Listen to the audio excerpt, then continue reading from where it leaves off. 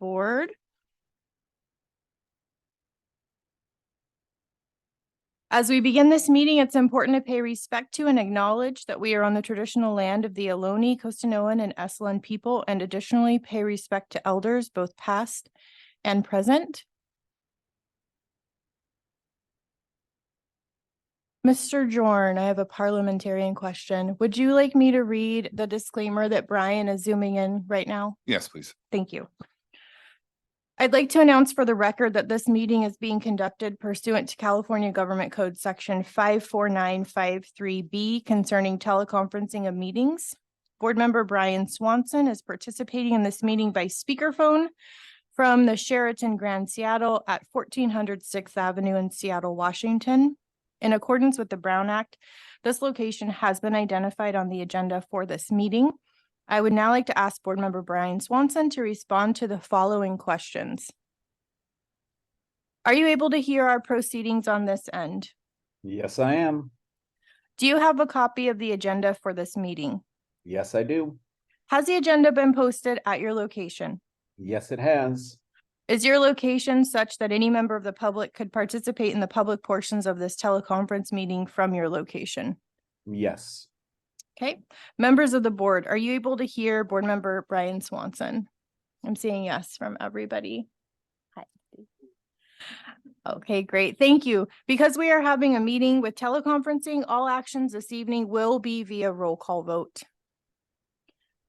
And with that, can we get roll call? President Swanson, Here. Clerk McNary, Here. Dr. Hazen, Here. Trustee Otmar, Here. Trustee Swanson, Here. Superintendent Jorn, Here. Student Representative Dishney. Here. Thank you. Great. And with that, we're moving on to item D under opening business, which is adoption of the agenda. Mr. Jorn. We have a couple of changes to the agenda, 6 to be specific. Consent item H, we have the music lab equipment at Pacific Grove High School. We had an incorrect description. The cover sheet has been updated and supporting docs are corrected with the item. Consent item J, contract with Tacos Don Beto. We have a revised cover sheet. We had a clerical error. Again, copies of in the trustee folders and provided to the public via the web. Consent L, contract for services with Playwell Technologies. We have a revised contract. We corrected the business entity to a sole proprietorship. Consent M, we had a contract with Chartwell School. We have a revised cover sheet and contract, corrected the fiscal impact. Under public hearing action item A for developer fees, the developer fee study that was performed by Schoolworks was left out of the packet as a clerical error. Public hearing notices were published. They were published in the Monterey Herald and the the Carmel Pine Cone. And then we have the revised board calendar. There's some minor corrections that'll be addressed during that action item, and everything I just mentioned is in your board packet as well as posted on the web. Okay, excellent summary. Any board questions or comments? McNary? No, thank you. Otmar? None from me. Hazen? None for me. Dishney? No, thank you. Okay, Brian Swanson online? All good. Thank you so much. We'll go out to see if there's any public comment on adoption of the agenda. If there's anyone online, Lewis will let me know. If there's anyone here in public, please make your way up to the podium. Okay, we don't have anyone online raising their digital hand, and I don't see anyone here in public making their way up to the podium. So with that, can I get a motion to adopt the agenda? I'll move to adopt the agenda with the corrections noted by Mr. Jorn. I'll second. Okay, motion made by Clerk McNary, seconded by Trustee Hazen. Can we get a vote, Mandy? Student Advisory, Yes. President Swanson, Aye. Clerk McNary, Aye. Dr. Hazen, Aye. Trustee Otmar, Yes. Trustee Swanson. Aye. Thank you. Thank you. Motion passes unanimously. And with that, we're going to head into closed session. I'm going to identify the topics right now. There's 3 topics listed on our agenda. First is conference with labor negotiators regarding PGTA negotiations for 23-24 for the purpose of giving direction and updates. Number 2, conference with labor negotiators regarding CSEA negotiations for 23-24 for the purpose of giving direction and updates. And number 3, conference with legal counsel, anticipated litigation, 1 case. Is there any public comment on closed session topics? And Lewis is letting me know there's no one online raising their digital hand, and I don't see anyone here making their way up to the podium. So with that, we're going to adjourn to closed session. Thank you. Just a 30-second warning. We're going to get started in 30 seconds.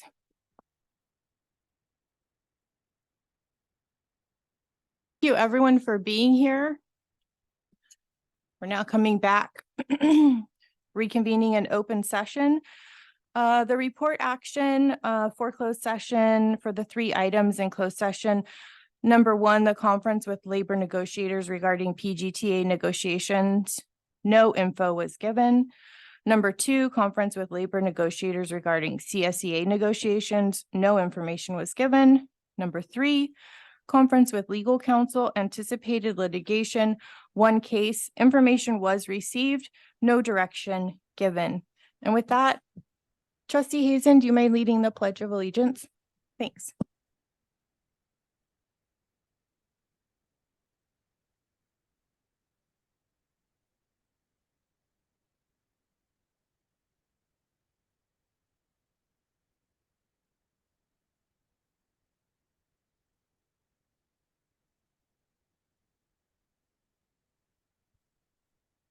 Thank you so much, Trustee Hazen, and thank you for grabbing my coffee from the break room. Thank you so much. Okay, so written communications. This is the part of the meeting where trustees relay out the written communications that were received. I have a list here I'll go through, and if I missed anything or you all received anything in addition, please just add it. This list is as of today, as of about 1 o'clock-ish when I went through my emails. So I got an email regarding Neurodiversity Employment Community Conference, an email regarding equity grading, email regarding approval of Positive Coaching Alliance contract, an email regarding the Pacific Grove High School Music Mattress fundraiser, an email regarding new superintendent, email regarding terminated medical coverage, email regarding superintendent search, 2 emails regarding superintendent search updates, 1 email from a concerned Forest Grove parent, 1 email that was an invitation for California Latino School Board Association Conference, 1 email that was a thank you to Leadership Associates for their visit, an email regarding Saturday choir follow-up, an email regarding Forest Grove TK concerns, an email regarding a Beeble visit, and Beeble, by the way, is a software program, an email regarding superintendent search input, an email regarding food allergies, an email regarding public hearing of resolution number 1113, and an email regarding objection to curriculum. Anybody have anything they'd like to add? We'll start with Trustee Hazen. Yeah, just 2 quick ones. I got a comment from a parent on the amazing work that's been done to improve the middle school and high school sites, but also mentioning there's more work to be done, which Sure. we know is underway. And a comment from a parent about the learning loss during COVID and how their children and many other children are still struggling from this gap. Just want to make sure that's not forgotten from our memories. Thank you, Clerk McNary. Nothing additional. Thank you. Okay, Trustee Otmar. Nothing additional. Thank you. Trustee Brian Swanson. Nothing additional, thank you. Okay, and Student Trustee Dishney, anything to add? Nothing additional. Okay, thank you so much. So with that, we're going to go around and do board member comments, and we're going to start tonight with Clerk McNary. Just wanted to say thank you to all the staff and admin for all the work that went into back to school nights. I know it's a lot extra, but as a parent, it was really valuable for the sites I got to check out, and I heard positive praise from the others that I didn't. So thank you for all of your work. Trustee Otmar. I took actually the opportunity to read the book that Director Rogaman gave to all of us, Grading for Equity. And after reading that book, I just wanted to take a moment to say how proud I am of the schools for looking at how we grade students. I think that's really impressive and brave. And I just really appreciate that. So thank you all. Thank you. Trustee Brian Swanson. Nothing from me tonight. Thank you. Okay, let me see if I've got anything here. Oh, you know what? I had something come up I have my ongoing tickle calendar that I have. And Mr. Jordan, I was wondering, and I've had a parent ask me as well about tree removal. We're coming up into kind of winter times and we had such an eventful winter last time. Do you think it would be possible to have just some sort of update go out to all of us regarding kind of what the plan is for the trees? Are there more that we're going to take out? Just kind of to comfort us all and just kind of be on the same page. Is that okay? Yeah, I'll develop a report and get it out to the community. Okay, just something really succinct, but that we're thinking about it. And that's all I had. Student trustee Dishney, do you want to give us any updates? I don't think there are any updates right now. Maybe like any events coming up at the high school. We're starting to work on class homecoming floats, so people Oh. are starting to get together with their different classes. Other than that, I don't think there's anything too much right now. Okay, great. It is just the very beginning of the school Yeah. year. So thank you so much. And with that, can we have a superintendent report, Mr. Jordan? Sure, thank you very much. I've got a few things I'm going to cover tonight, one of which is related to school safety. So the Safe Schools Infrastructure Report that's being developed by Kimball and Associates is getting very close to, we're nearing an end here.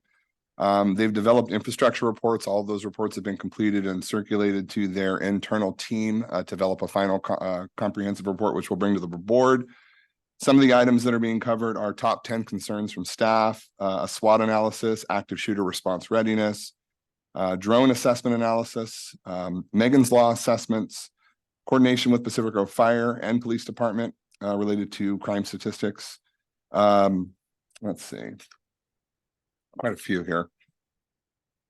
So Kimball's also working to develop a master schedule right now for the district for our drill observation and assessment, something that we started last spring. They will be observing all 5 of the big 5 drills at all 5 of our sites. The master schedule is being submitted to myself and to Principal Martinez by Friday, September 15th, and we'll circulate that out to the sites and to the community to let them know when those assessments will be done. Narcan, we have 800 additional doses of Narcan currently available.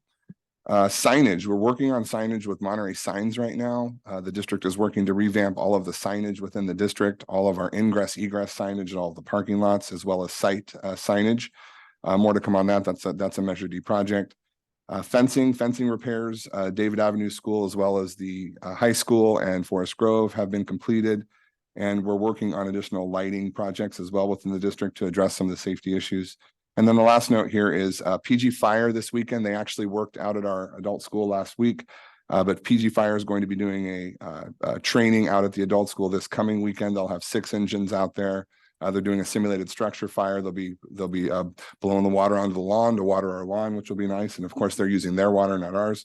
But I wanted everyone to be aware in the community as well as the board that that's taking place. And aside from that, had a really neat opportunity to go watch JV and varsity girls volleyball last week with my daughter, and she really wants to play volleyball now. Really cool to watch them play. So that's it for me tonight. Thank you so much. All right, individuals desiring to address the board. This is the portion of the meeting where any item that's not on the agenda, we welcome your comment on. So I'm going to read a little disclaimer, kind of gives the guidelines of this. And by the way, this disclaimer applies to public comment throughout the board meeting. So public comment on any item of interest to the public that's within the board's jurisdiction will be heard. The board will also take public comment on each specific action item prior to board action on each item. Any individual wishing to comment on a specific item on the current agenda are kindly asked to wait until that item is being discussed. The board will allow a reasonable amount of time for public comment on each agenda item, not to exceed 3 minutes per speaker and no more than 20 minutes per agenda item pursuant to Board Policy 9323. Speakers will be called sequentially until there is no speaker coming forward on the agenda or the amount of time allocated for the agenda item has elapsed, whichever comes first. This meeting of the Board of Education is a business meeting of the board conducted in public. Please note that the Brown Act limits the board's ability to respond to public comment. The board may choose to direct items to the administrator for action or place an item on a future agenda. So with that, I'd like to open it up for PGUSD staff comments on non-agenda items. If you're online, please raise your digital hand. And if you're here in person, please make your way up to the podium. We'll give you just a sec.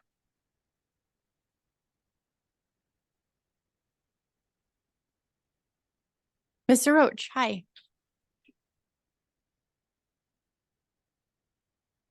Let me try that again. Good evening, everyone. Sean Roach, proud principal at Pacific Grove Middle School. Wanted to just give a couple of brief updates. First of all, it was wonderful to see people at back to school. A lot of buzz, lot of positivity. The auditorium was packed, and I actually heard people saying as they're going from class to class at the middle school, what a fun time they were having. So that was wonderful. On Monday, we launched our buddy program. So our enrollment is right around 450 students, and 45 of those students are new to us. So that's roughly 10%. And so what we're doing as part of our Speak Up We Care initiative, and you'll hear more about that in the future, is we are partnering these kids up for the year. So these kids will have buddies to tell them where to go for lunch and where to find the restroom and all the ins and outs at middle school. So they have somebody that they can connect with that will give them the answers that they need. And finally, the day after tomorrow, is our first PGMS Wellness Fair. It's from 11 to 1, right out there. We have everybody from Ohana to equine therapy, to art therapy, to other community organizations. And our goal in this is really to connect our families to community organizations. We're really looking forward to it. We're hoping to gather some information to steer us where we need to go next. And that's all I have. Hope to see you guys there. Thank you. Mr. Roach, will there be food at this event? There will be tacos. I had a feeling. And there will be brats. I had a feeling. Yes. Okay. Thank you. Thank you so much. AP Hagquist, I see you making your way up. Lewis, is there anyone raising their digital hand? Okay, thank you. Go ahead. Hi, Larry Hagquist, Assistant Principal, Pacific Grove High School. I wanted to just give a quick update about some things that are happening right now at the high school today and tomorrow. We have MAP testing. And what the MAP testing does, it helps provide measures of academic progress that we use in triangulation with classroom data to try to help predict student assessment results in the spring. And so it's just another data point that we get. Also provides parents a lot of helpful data about the growth of their child. So growth is key when it comes to the MAP tests. And it's no small task to orchestrate the MAP assessment at the school, because we essentially have every student in the school taking the MAP tests. That means a lot of technology needs. And I wanted to give a shout out to, I don't know if he's watching, but Jacob Gonzalez, who is our new hire, doing an incredible job in just the first few weeks. And today went pretty well. We didn't have any technology glitches. Also to Mr. Binder's tech team and everything that went into making that work smoothly. Wonderful. Thank you. Okay, doesn't look like there's anyone online. Mr. Keller, you're just having a seat. You didn't want to come up and do a comment, right? If you wanted to, you're welcome, but please don't feel pressured. You always have so many great things to tell us about. Sean Keller, Robert Town Principal, fresh back from a fire alarm at the school. Everything's fine. We have our bike rodeo coming up. PTA puts that on every year, and that will be, I believe, September 23rd. And hope you can make it. And it's really fun. It's in the morning from 9 to 12. Thank you. Thank you so much. Okay, we'll close out staff member comments for non-agenda items. And we'll move on to community members who would like to speak on non-agenda items. We'll just give everyone a moment. I see someone in my peripheral vision making their way up to the podium, so that's excellent. Go ahead, Ms. Shamas. Thank you, Beth Shamos. Well, I was going to ask for an agenda item on signage, but I don't have to. So kudos for that. But I would like to say that one of the signs that I hope was going to be refurbished or and it added to are the signs on the stadium, the entrance to the stadium, giving the rules of what's expected in the stadium. Oh. You know, I live across the street from the stadium, so I keep an eye on it. And there's dogs in there quite often. Yesterday, it's a good example. Electric bikes. A lot of kids are riding really big electric bikes on the field. Okay, they're not just on the outside, it's on the field. So sometimes I slap on my yellow jacket and that kind of gives me a little, you know, credibility. And I've stopped kids and I've said, hey, you know, did you know how much it's cost us to redo this field? And, you know, I'm just trying to do it in a nice way that I want them to feel pride in their field and ask them to let other kids know, like, hey, you know, you really can't be doing this. So, but there's a sign on the front on Sunset entrance, but on the other entrance from the Forest Grove sign, I think the sign is facing Congress. So, and they used to have smaller signs which I would advocate to put in again, smaller signs like once you enter the stadium, a sign that was on the lower fence surrounding the stadium, which was really helpful to remind people if they didn't read what was on the front fence. So, thank you. Thank you, Ms. Shamas. And I do believe that is one of the items being tackled, encompassed in the signage. So thank you. It sounds like we're all on the same page. Yes, Ms. Chavez, please. Hello, Erica Chavez. I come tonight as a parent, not as an employee. I know it's coming up later down the line, but I'd like the board to really consider having the WAVE program use our facilities without a fee in these upcoming years, because as a parent of two boys that have gone through the WAVE program, and one who is now currently earning his community service every summer by helping be a mentor for the youth, I think it's a very valuable program for our children of the district that live in Pacific Grove. And I think a partnership would be ideal. And to be able to continue that program at such a low fee for our families is huge. And they can keep their costs down if their costs stay down. Thank you. Thank you, Ms. Chavez. I'm sorry, am I mispronouncing your name every time? Is it Chavez or Chavez? As Chavez. Chavez. And what do you say? I see Chavez. Chavez. Okay, thank you. I'll make a note. Yeah. Chavez. Chavez. Got it. Let's see. For this item, Mr. Jordan, may we direct you to follow up with Ms. Chavez on this? Yeah, we have this as a future agenda item. Yes, we do. Okay, we'll talk about it maybe at future agenda, not in depth, but about when we can put it on the agenda, if at all. Okay, thank you so much. Any other community member wishing to make a public comment on a non-agenda item? Lewis, I see you're letting me know we don't have any digital hands up. And I don't see any in person either. So we're going to close out this portion of the meeting and move on to our information discussion item. Our first one up is PG Unified School District Cultural Proficiency Update. And Director Rogaman is going to lead us through that.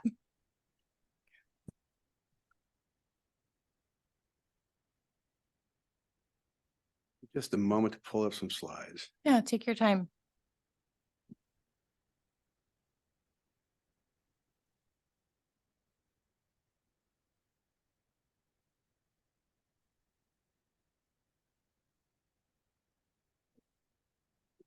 A frustrating moment. My wife and daughter tease me because when I get frustrated, my upper lip goes away. So, let's see if I can move this thing. It's fine. We're ahead of schedule, to be honest, so. According to my Now I know, calculations. Stop my share.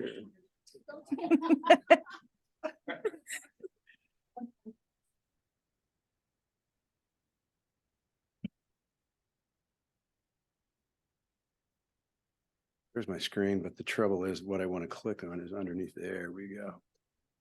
All right. You know, I'll take a moment right now to just introduce our student trustee here tonight. First time we have them here.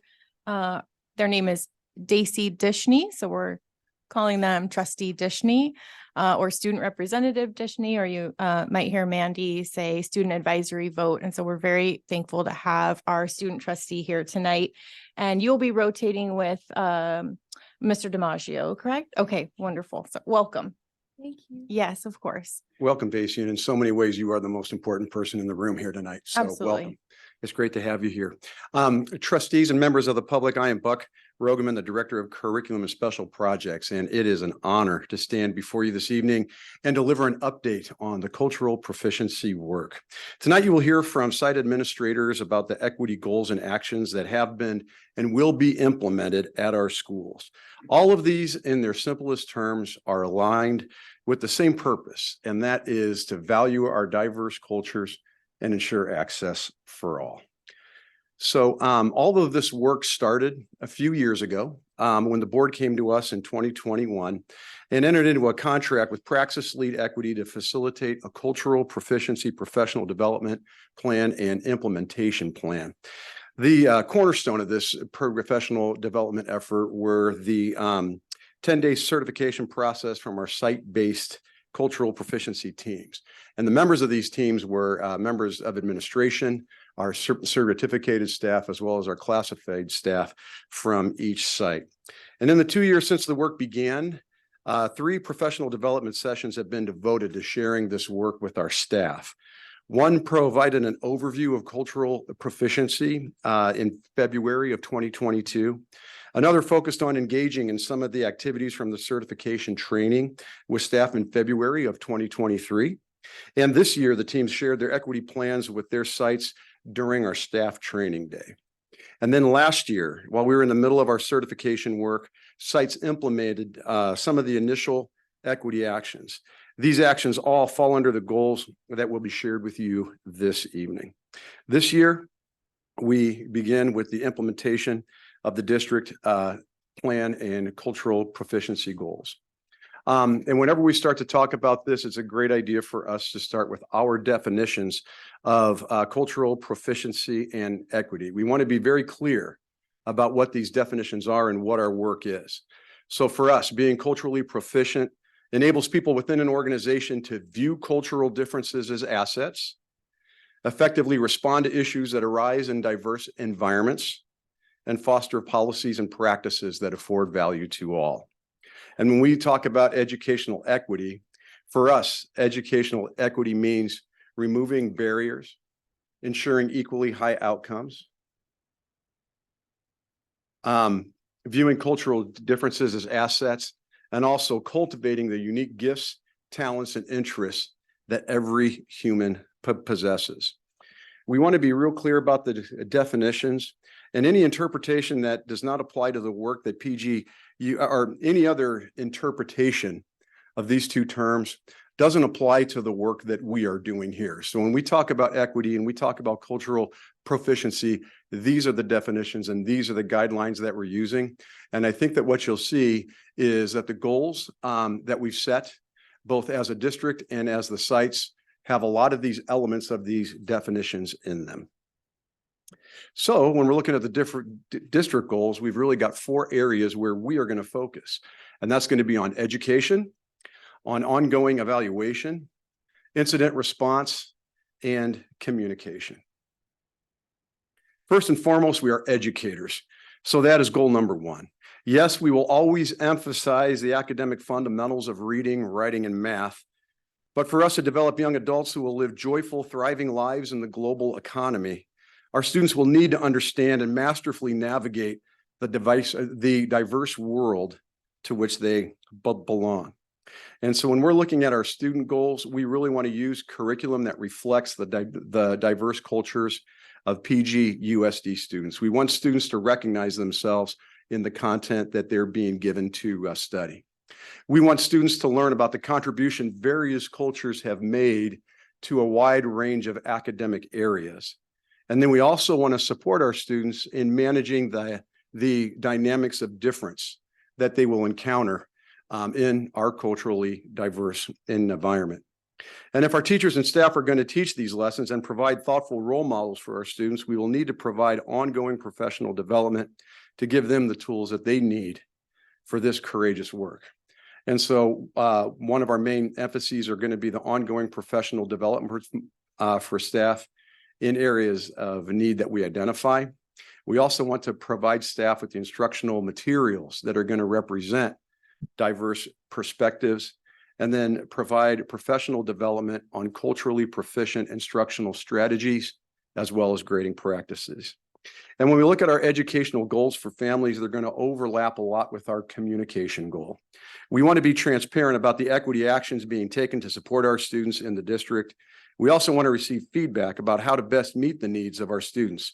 So to do this, the district is going to do a pulse survey that is going to come as soon as we enter into the contract with our group that is going to put together the survey for us so that we can get an idea of the feedback from our community and where they stand with regard to the culturally proficient actions that we'll be taking. Our second goal has to do with the ongoing evaluation of our program.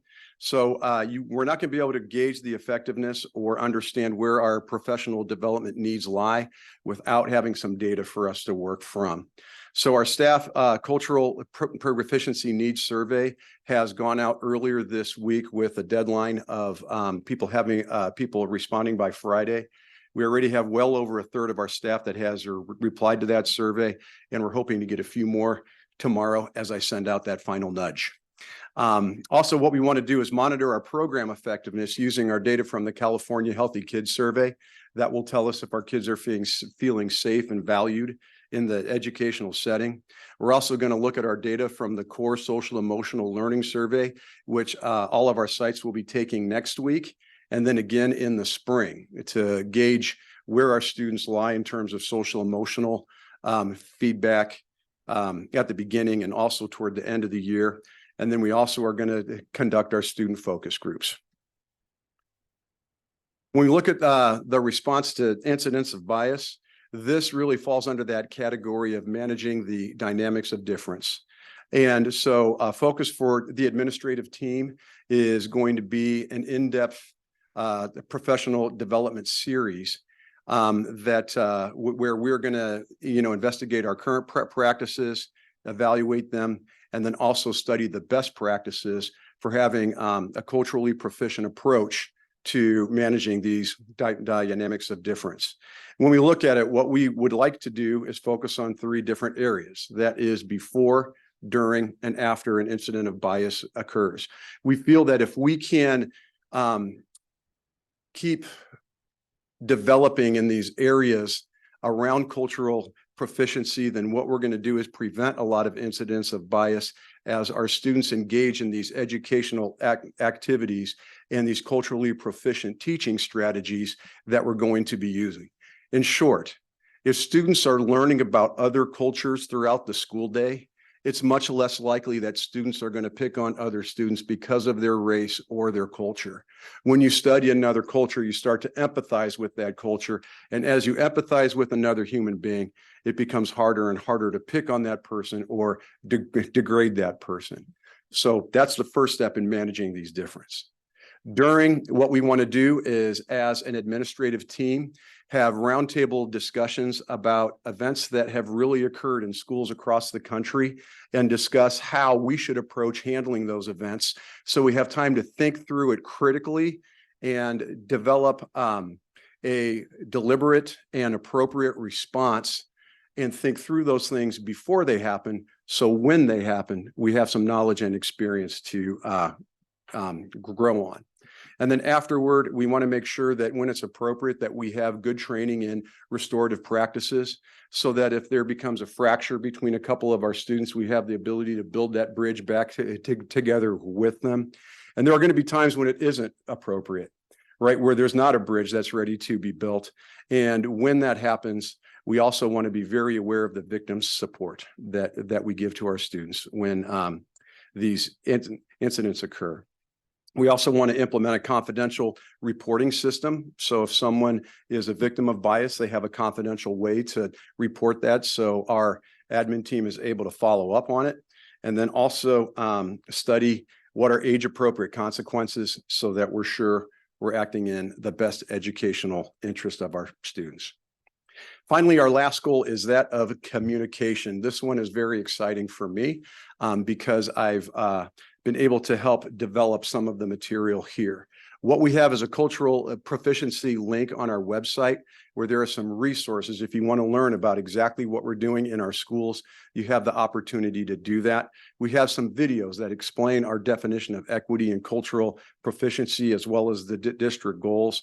And then we also have a link to professional development that's going on in our district. So if people have questions about that, they can see the slideshow and get the resources that we use to do this training. Finally, if you have a spare 12 minutes, there is a study break podcast. Our first guest is in the room here this evening, teacher on special assignment, Bryce Gamble, who you're going to be hearing from in just a little bit about the exciting work that they're doing at the middle school. Also, we're going to do community outreach at the district and site levels in person. And our main goal is to publicize with transparency the cultural proficiency efforts that we have. And so with that, I'd like to turn things over to our principal of the adult school, Barbara Martinez.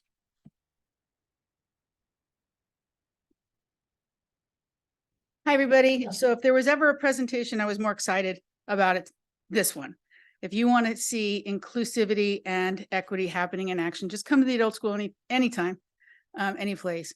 If you remember at the end of last year, I recited one of our ESL students' statements about how he felt about being at the adult school. If you take a look out right here, there's about 20, in the last two rows, there's about 20 people.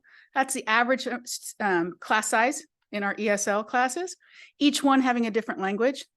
Could you imagine everybody having a different language right here, coming together to learn English at the same time? It's all about celebrating diversity and bringing in the culture, because that's what we bring, right? Learning English is second. You can't teach and you can't learn unless you have harmony in the classroom. You have to feel safe. So that statement started the equity and anti-statement bias. I took what our students said and I took it to the student body, the ESL students, and I took it to our equity team, you know, administration and clerical students and some teachers. And I said, how can we add on to this? Can we have a discussion about this in the classroom?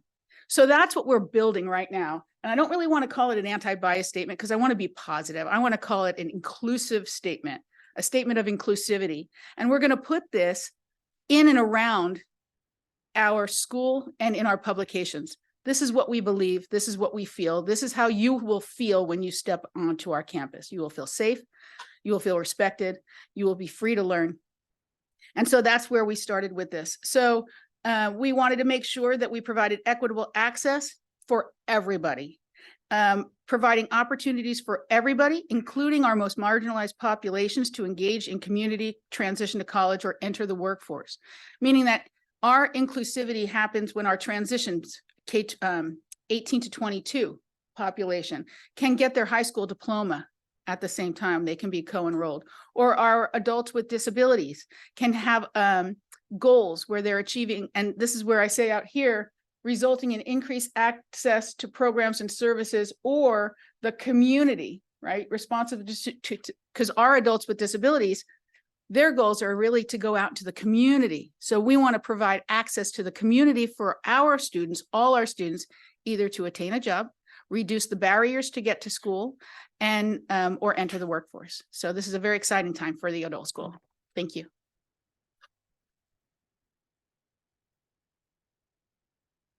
Next, we will hear from current principal Sean Keller from Robert Down. Good evening, Sean Keller, Robert Down Principal once again. And at Robert Down, our team, honestly, I can't be more proud of them.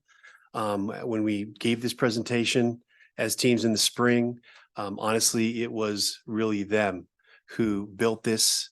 And I just want to say Erica Chavez is a member and she's here tonight. So thank you for everything you've done, because I've learned so much from the women that are on our team.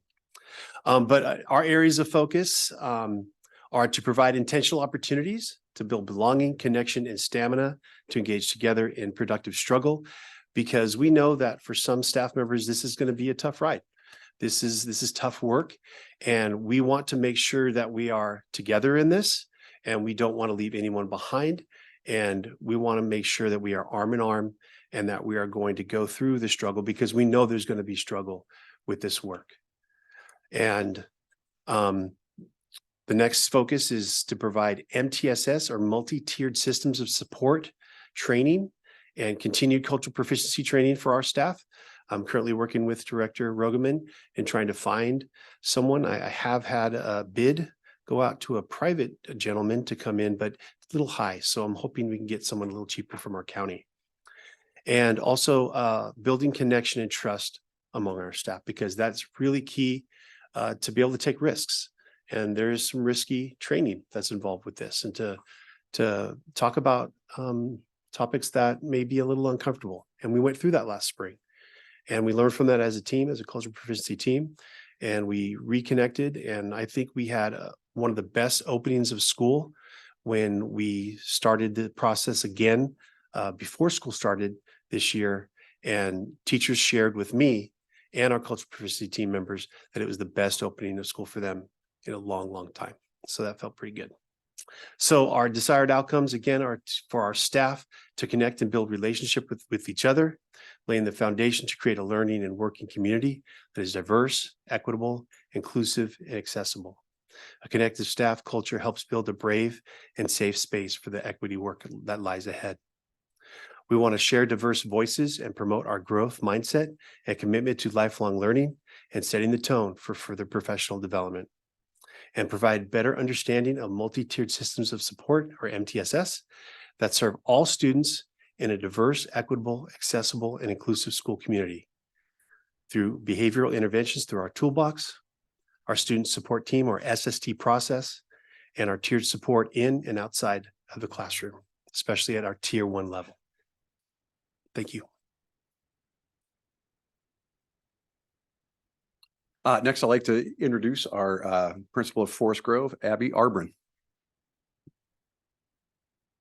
Thank you. At Forest Grove, we are so fortunate to have a strong equity team that worked together last year and was able to really dial in our 2 areas of focus, which are diversifying our curriculum and building communication.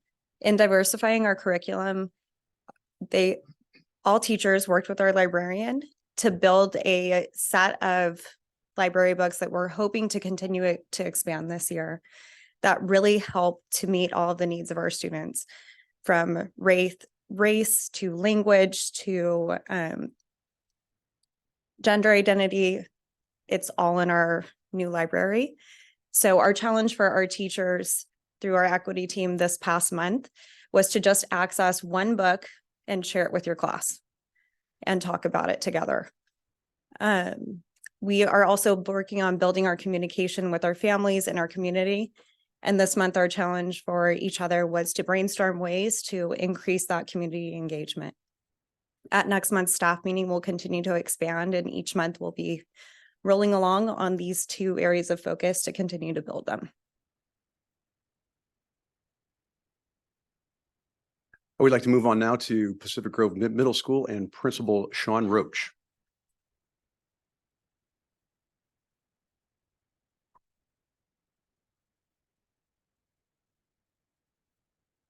Good evening again, everyone. First, before I begin, I'd like to laud Trustee Otmar and the learning that occurred. You're right, it is bold work, but I really think that our students and our families deserve nothing less. And I think that's why we're doing this. So our 3 areas of focus are inclusive school culture, universal design for learning, and grading for mastery. Our outcomes are to understand and believe in the need and benefits of diversity, equity, and inclusion work. And really what this boils down to is tailoring teaching to all learners, whether they are on an IEP, whether they're a language learner, whatever it may be, and benefiting all learners in this endeavor. It also provides support for all students. And you're going to see the word all in a lot of the statements that I'm going to read, as well as maintaining high expectations for all learners as well. Design and implement opportunities for students to demonstrate mastery in the mode that best suits them. That would be universal design for learning. That's allowing students to select the channel in which they best are able to demonstrate mastery. I'm proud to say that the middle school started this work during the pandemic.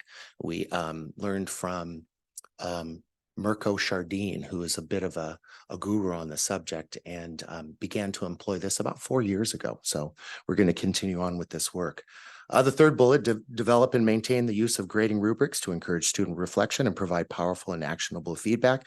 That really goes to one of our other learnings, which was teacher clarity and student success criteria. It's transparent so that students aren't asking the question, I don't understand what you want from this assignment. And it really improves and makes powerful student feedback, so that we don't get the question, what does a 78 mean? There's no stop sign to learning. It continues on. And finally, adopt more equitable grading practices. Our training, and I really appreciate you guys allowing that training. It was really a reflective exercise for teachers. It really focused on the importance of teacher feedback and what kind of feedback that we're giving our students. Is it actionable? Is it clear to them? Student reflection, again, they are taking into account their own learning, their own effort, and it really allows learning to continue to occur rather than once that number is at the top of a page, they just kind of do away with it and keep going. And it really focuses on progress learning. And that's the thing. We want our students to be lifelong learners. So by teaching that at the middle school, where it's easy to make mistakes, but we want them to make those mistakes at that time because it's very easy. We want to teach learners and we want to teach lifelong learners. So that's the wrap up from the middle school. Thank you.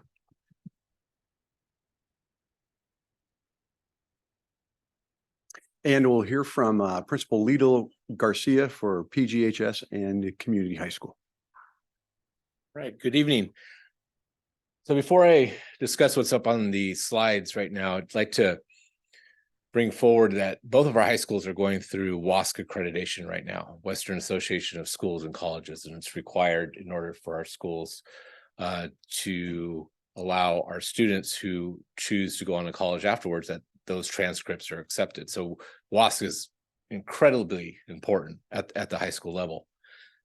This year, WASC has included a section on diversity, equity, and inclusion within their reports. So this is now expected of schools in the Western United States. So what we're doing as a district, what my colleagues are doing at their school sites, just magnifies the importance of this. And I'm glad we're doing it because then I can answer that prompt. So these first 3 that we have up here on the slide, I'd like to use an example of windows and mirrors to describe what those 3 mean to us. The concept of windows and mirrors is, what do you see in your curriculum? Are our students seeing a mirror? Are they seeing themselves reflected in the curriculum, in the novels, in the class discussions, in the graphs, whatever it may be? Or are they looking through a window and seeing others? We want to ensure that our students have mirrors, that they see themselves in what they're learning about. And then the last piece is something that we've been working on for over a school year, and we will continue to work with what we've read, what we did with our book study, and look for the best strategies, ideas, and policies when we get to that point to do a better job of grading our students and providing them with the access and the equitable responses that they are going to receive from their teachers through the grading. So that's my report for this evening. Thank you.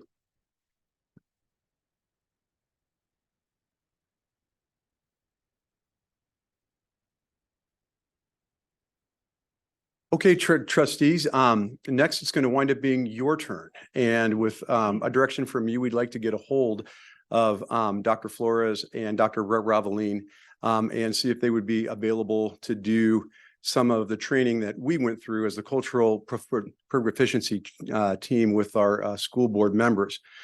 And I also wanted to conclude just by saying one of the things that we learned from the outset of this work is that the work is an inside out process. And so at the beginning, when I sat down first as the principal of Forest Grove and then later as the director of curriculum for the district, I wasn't sure that I was the appropriate person to lead this work. But as we sat down and we had that ability to hear different voices from different cultures, as I've had the pleasure of reading some of the material that's being taught in our English classes at the high school, there's this wonderful opening up that occurs when you hear voices that represent different perspectives, when you experience a culture that is very different from your own. The heart opens and the mind opens, and what you understand is that there's the ability to form a connection. And in that unity lies joy and the ability to thrive. And so what I hope is that folks can take away one of the lessons that I learned. When we were talking about ensuring access for all, I thought that the emphasis was just on our students of color, our neurodivergent students, our LGBTQ plus students, and our socioeconomically disadvantaged youth. What I learned was access for all is also access for the general population to have access to other voices and perspectives so that we can experience their stories and make them our stories and understand ultimately we may have a lot in common, but we aren't all the same. And in that glorious, beautiful diversity lies our strength. That's why diversity is an asset. That's why we want to value all of our cultures and ensure access for all. Happy to answer any questions that you may have. Thank you, Director Rogeman. We'll start with Trustee Brian Swanson. Thank you everybody for the presentation. I thought that was really wonderful. There are a lot of things to consider and take away from it, but the one that I think I've thought about most is when we first started down this road. I think some folks thought it's like, all right, so what's happening? Where are we? And it's, within a couple of weeks, it's like, what's going on? And I think you really demonstrated that progress can be slow because there's so much progress to be made. But it's been deliberate and meaningful, and we still have further to go. I'm looking forward to the board now getting involved with that, and again, learning more about what you guys have already learned. I think, it's making for better schools, for a better district, which are at the core of our community, which will then ultimately make way towards a better and healthier community. So, thanks to everybody for all the hard and deliberate work that is being done, that's been done already. And it's a process, and Buck, I think you demonstrated really well too, that it doesn't end, it will be ongoing, and we have to continue to pay attention. So thank you and everybody for the presentation. I appreciate it. Thank you, Trustee Brian. I'm actually next on my list here. So my comments, I have several questions. I'll just rattle them off. So perhaps it requires another meeting, but I was hoping for some measurable outcomes for the cultural proficiency goals. They are a bit broad, like foster and promote an inclusive school culture. Okay. How are we going to measure that? I do appreciate that you're working on utilizing the surveys that already go out to students. But are we going to set up a goal for ourselves? Like, hey, last year we had 50%, 50% participation amongst a variety of groups. This year we're going to go for more. I don't know the exact goal because I'm not the educational expert, but I would love to see some goals regarding that.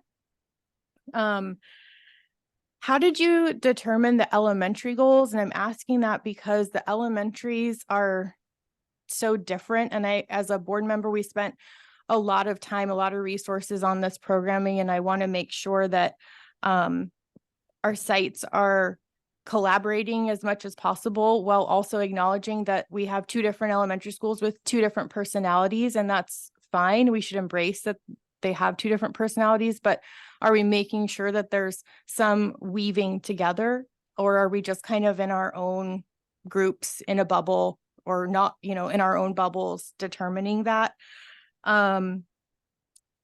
When will the community be invited for input on the CP plan? I heard you talk about a survey to kind of get the temperature. Does that include students, that survey, or just when you say community, can you define what you mean by community? We were going to start with our families. So have the survey go out to, parents and guardians first and kind of get the pulse there. We have different measurements that we currently use with our students. One is that core social emotional learning survey. The student focus groups are where we can sit down and actually have discussions and get feedback. A lot of times, like our student representatives give us at these meetings, only on a little bit broader scale with a representative population of our student pop. I think one of the things that the Qualtrics group could do is put together a student survey, much like the pulse survey that we want to do with parents. And then in answer to the previous question that you had about the elementary schools, as part of the 10-day certification, everybody was in the same room working within their teams. And I think that's the reason why you see so much alignment in principle for among the goals that each of the sites have. And then each of the sites looked at their own specific needs. The teams did, and they developed the goals for their sites based on the needs that they had and the feedback that they got from their staffs when they went back and started those conversations at their sites. So for example, when we think about the library books that were mentioned at Forest Grove, is something like that taking place at Robert Down? Has it already taken place and that's why they're not addressing it? Can you give us kind of a gauge? Yes. So at Robert Down, and I can't specifically remember the name of the material that we bought. Rising Voices. The Rising Voices curriculum, which is a K-5 series of diverse literature so that students can gain some experience with other cultures. So there was a book purchase also made at Robert Down. Mm-hmm. They just bought a different program, whereas Forest Grove wanted to do a combination of purchases. That one was school-wide in the library, and then we also had funds available for teachers to diversify their classroom libraries at the school as well. Okay, and it sounds like both of those are run through the director of curriculum. So there is some sort of, I don't want to say oversight, because obviously the sites are highly capable of operating, but some sort of continuity so that there's continuity. Right. And, the mindset that we have at the district office for that continuity Mhm. is that we serve both our sites. It's not so much oversight, it's serve and support. And then we also serve as a conduit of communication between our sites so that we understand what's going on at both. And then, Okay. right. And then that's how we kind of coordinate our efforts. Okay, and then when will the board receive cultural proficiency training? Should that be a future agenda item that we put on, Josh, or what do you think? Right. So tonight, I think that Buck was looking for, Director Ogerman was looking for some direction from the board as to when. I think we can discuss this when we get to the board calendar. We can have a calendar meeting outside of the board. Yeah. We've adjusted the calendar substantially for this year, so we can take a look at that. Clerk McMary and I can and plug it in. Okay, Great, that's excellent. I think I will let some other trustees ask questions now. So student trustee Dishni, anything? I think that these are all really great ideas. And I mean, cultural diversity is so important in our schools. I feel like this would really make students feel appreciated and heard. And I think it'll be very beneficial. So. Thank you. Thank you, trustee Hazen. Yes, a few items. Hopefully, none of them will be hard to answer. But first of all, thank you so much for the presentation. I'm beyond impressed with the efforts underway and the attention to data you did mention as well. I also appreciate the attention to learning from the national events, and the analogy of the window and mirrors from Principal Garcia really resonated with me as well. So in following on the incident part in particular, I just wanted to ask again, not for an answer, but just to think about is what can we do as a district to learn from incidents that happen within our district as well? Because I think being able to adjust that rudder as it goes is one of the most important things, because there will be, with all the training we do, there still will be incidents that happen, and, you know, short-sightedness on the behalf of all these developing brains, whether I'm talking about the students or the families such as myself. Then another question I had was, I loved the first Study Break podcast. If you're able to tip your hat to it, or to let us know a little bit, will students be part of it in the future, or what are the plans moving forward? So we can include our students. I think that what we do is have parents sign a release so that we could publish, right? It's out on Spotify. Right. So, you know, anyone can listen to the podcast. We're going to start with our adults and hopefully get good at it, right, Mr. Gamble? Mr. Gamble's kind of my tech assistance with that, and so just as kind of a nod to our next guest, we're going to hear from Principal Abby Auburn for our next episode. We just got to find a time when she's available. So excellent. Yeah. And the reason I say that is just, again, it gives multiple, it deals with communication, it deals with engagement. And the other one, you know, I think I didn't see it that much, but I know it's part of this process, is giving the students and families a voice. And again, I know you're doing that in terms of reaching out, but I know this is already happening. I know at Robert Down, there have been parents that have been invited to classrooms, for example, to present on their culture if they want, and to let the other students know. And I really think at the elementary level, this is so important to give that voice to, you know, not require it, of course, not anything like that, but give that opportunity to the students and parents to present on their culture, so that we can understand, their kids that are developing can understand that diversity. My son still talks about fry bread, was one of the things he learned about from a Native American speaker. So just want to say that it is Dr. already. Hazen, thank you for that. And what I want to let you know is that part of the survey that we sent out to staff talks about whether or not the district allows time to learn about other cultures, and also teaches people how to appropriately ask questions about another person's culture. So if the board would like, I can forward a copy of the survey that we sent out to our staff. Thank you very much. Thank you, Clerk McNary. Thank you for the presentation. I am very supportive of this work, and I'm supportive of us as a board getting training. That sounds great. And we'd be happy to plug that in. I think I'm looking, as President Swanson said, for the measurable piece. And I'd love to see if there's a way to weave that in, if we could get an update to the board on maybe what that'll look like moving forward.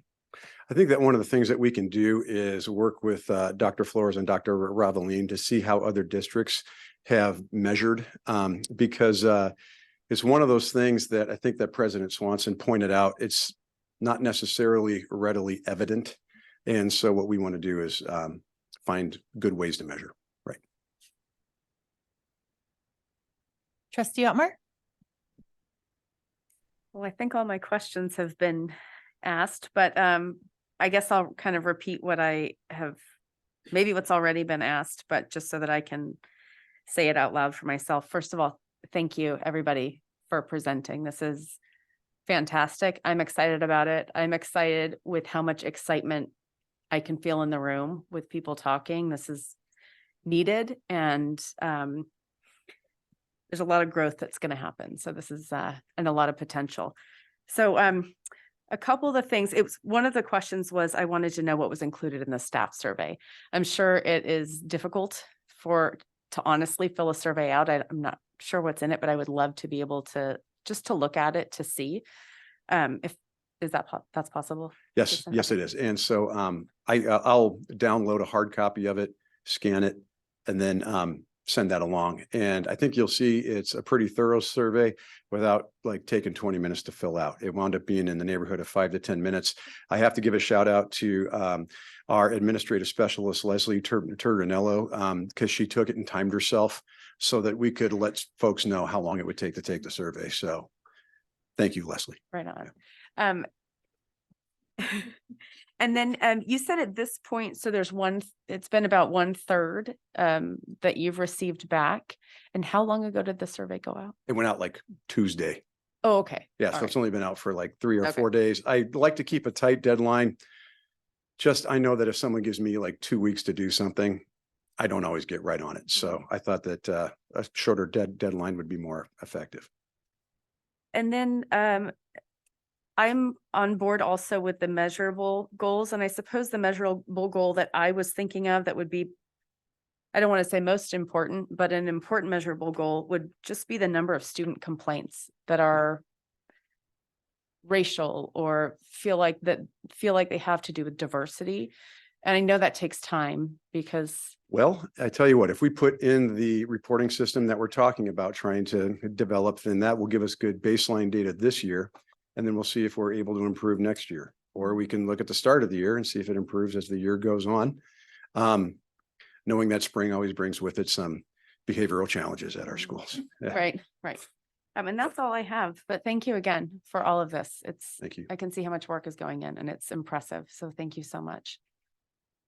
Thank you, Trustee Otmar. I have one quick question. So originally this was a 3-year program. Can you remind us where we're at in the 3-year timeline and then when we will see the cultural proficiency plan for the district? So we are in the implementation phase now. Implementing the plan? Yes. Oh, can you and- provide us with the plan? So the plan right now exists in the goals that we shared with you tonight. We've got a document that we've started that is a plan as well as a summary of what we've done so far in the program. So a formalized plan will be available. When? Well, when would you like it? It's not ready now, but Okay, but we're implementing it. we are implementing the goals that we've set as a district. But as far as a formalized plan, that is, it just needs to be written. Really. Okay, what's a reasonable amount of time? Because you all know that better than I do. October break. Okay. Yeah, that we can get that done in the next few weeks. Okay, I think that'd be excellent because you put that really nice link on our website. So that's like a perfect addition, I would say, for that. Okay, so we're gonna go out to public comment on this item. Thank you all to the public for waiting so patiently. Oh, Lewis, will you start my video for me? Sorry. If we've got any members. You have it? I had to relog in because my Chromebook died. Thank you. Okay, we have a hand up online. Sorry, Lewis, I distracted you with that task. I apologize. And if we have any member of the public in person who would like to make their way up to the podium, and just for anyone who just arrived, we're on right now, information discussion item, Pacific Grove Unified School District Cultural Proficiency Update. That's the item that we're on. Okay. Yes.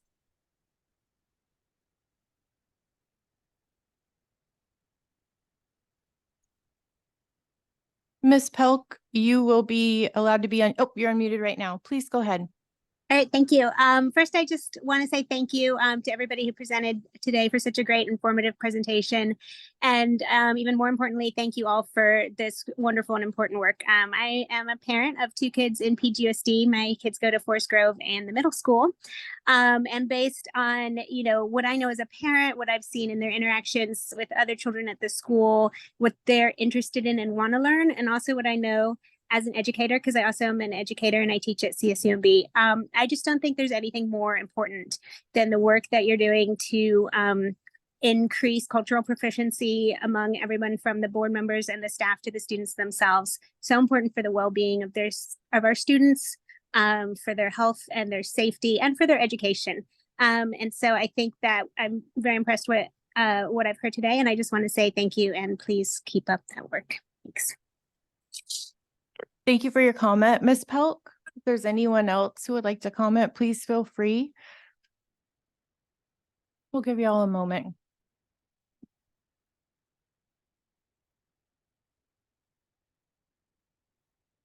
Louis, anybody? Okay. We're not seeing any digital hands and we're not seeing anyone in person making their way to the podium. So with that, I will close public comment. Board direction for this item. I'm going to go back around and see if each board member has direction. So Trustee Brian Swanson, anything? Nothing, thank you. Thank you. Next is myself on this one. So my direction would be that we see the plan October break-ish time. Just let us know if you need more time. We understand that things happen. But for right now, we're aiming for October. And for sure include students in the survey. And also thank you for employing a professional survey company. This is such an important topic, and survey writing is an art form in my opinion. So thank you for, I don't know where Buck went, but thank you so much, Buck, for also for employing a professional to do it, because it's a whole area of study. So thank you. Student trustee Dishney, anything to add? I agree. I think it would be amazing to see a plan by October. Great, thank Break. you. Trustee Hazen. Nothing more, just keep doing it. Thank you. Absolutely. Clerk McNary. Did you cover board training as part of the info? Okay. We that were was- going to discuss it during the calendar item, but Got it. if you want to include it, you can. Okay. And why not? Because it'll Okay, help I us was all gonna remember. direct staff to look into board training for the board. That's redundant. Um, okay. And I also would love if we could get on some type of schedule for updates on our CP stuff. I feel like this is the first time the board's heard it. So if we could get into quarterly or I don't know, some type of calendar. Two really good calendar items, actually, you mentioned. Thank you. Trustee Atmar. No, I have no direction. I think it's clear that, everything we've discussed. So I'm good where we're at. Thank you. Yeah, thank you so much. So with that, this is not an action item, so we don't need a vote. We're just, board direction is sufficient. So we're going to move on now. It is 7:30. I want to interject just for a second here. I do have a question just about how the board gives direction. It seems like we had individuals giving direction and not the board as a whole giving direction. So Oh. is that how we're supposed to do that? Or do we go around and gather consensus? People may make recommendations as to what they might want to see, but I don't think we're supposed to each individually give direction to employees. Yeah, thanks for clarifying, Brian. I mean, absolutely, each of us are here, we all contribute our individual idea, but it needs to be a majority of the board who agrees. So now that we've given direction, if you would like, I can go back around and ask if the majority of the board agrees with the individual directions that were given. Would that suffice, Brian? We gather what those individual items are and then bring those to the board for a consensus on what the direction would be. I know that laborious, but I think it's probably the right way to do it. Say that again? Can we gather the individuals, the direction that the individuals had requested into kind of one little plan, 2 or 3 bullet points, and then make sure that the board agrees with that they can reach a consensus and then present that as direction. Do you mean as a future agenda item or right now have Mr. Jorn? So, okay. Yeah, sure. That sounds good to me. Board, are you okay with that? Have Mr. Jorn summarize the requests and then we can go around and let folks know how we feel about them. Please go ahead. Okay, so let's start with the board training and the date to be set at a later date. Direction of staff on that. Okay, I am in favor of that. Trustee Dishney? Okay, it's okay. Trustee Dishney said she's in favor for anyone not on the mic. Trustee Hazen? Favor. Trustee Atmar? Yes, in favor. Trustee McNary? Yes. And Trustee Brian Swanson? Yes, thank you. Okay, Okay, culture proficiency plan, implementation plan being brought back to the board for the October break. thank you. I'm in favor of that. Trustee Dishney, I'm in favor of that. trustee Hazen, Yeah, I'm okay with that. Okay. Mine's good. trustee Otmar, Yes. clerk McNary, sorry. Trustee Brian Swanson. Yeah, that's fine. Next one, Mr. Jordan. Cultural proficiency survey student involvement. Thank you. I'm in favor of involving the students. Trustee Dishney, Yes. trustee Hazen, Yes. trustee Otmar, Yes, please. clerk McNary, Yes. trustee Brian. Yes, thank you. Anything else, Mr. Jordan? Okay. Thank you so much. Okay, moving on now to, we have a hand up for a member of the public. Oh dear, we closed public comment. Mr. Jordan, parliamentary It's invite? closed. Yeah. I'm so sorry, it's closed. The person who has their hand up, if they would like to send an email to the board, that would be a great way for you to communicate your comment. I'm so sorry, we can't open it back up. But stay on for the rest of the meeting. Maybe the next item will have something similar. So next item is teacher on special assignment, which we all call the TOSA, TOSA update. And it looks like this is also Director Rogaman's item, so he's making his way up. Good evening, trustees. This is and it isn't. The teacher on special assignment, you're going to hear from our teachers on special assignment because they are the ones doing the work.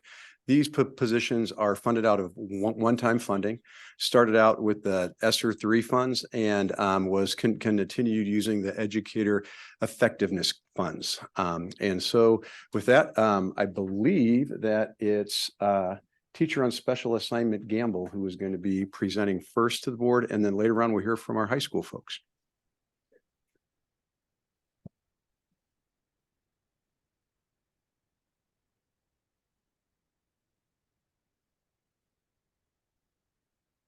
Running into the same problem. Just trying to share. Okay.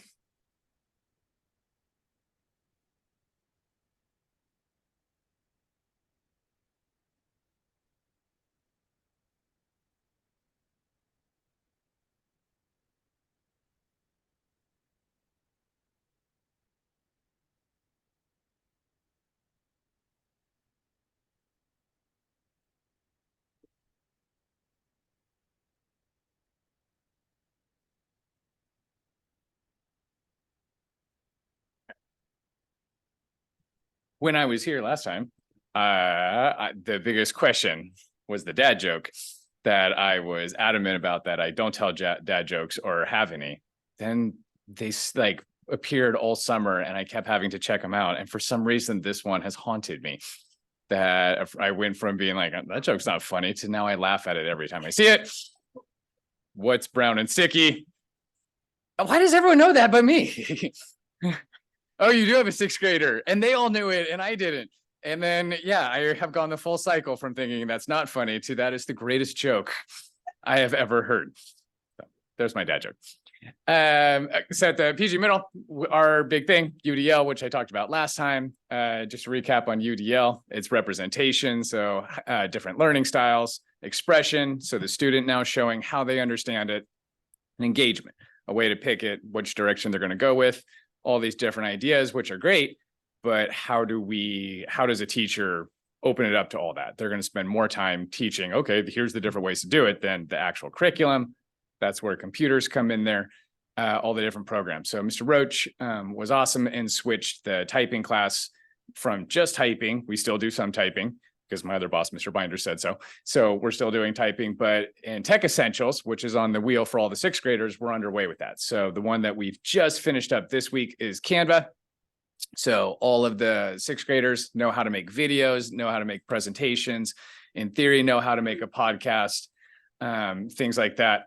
And some of the other ones that we're now going into is Google Suites, because often we think that the students know how to do that, but we're really going into, okay, do you know how to build a doc, how to share it, how to not edit it, things like that.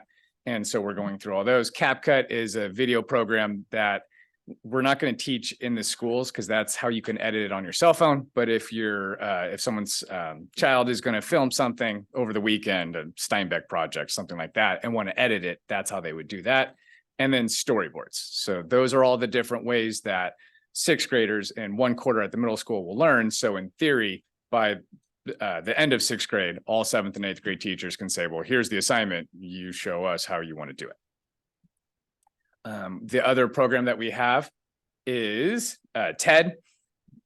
The students in there have just finished game design. That's what you can see up here on this top one. It's block coding. So they're making video games. So all of them have designed Pong.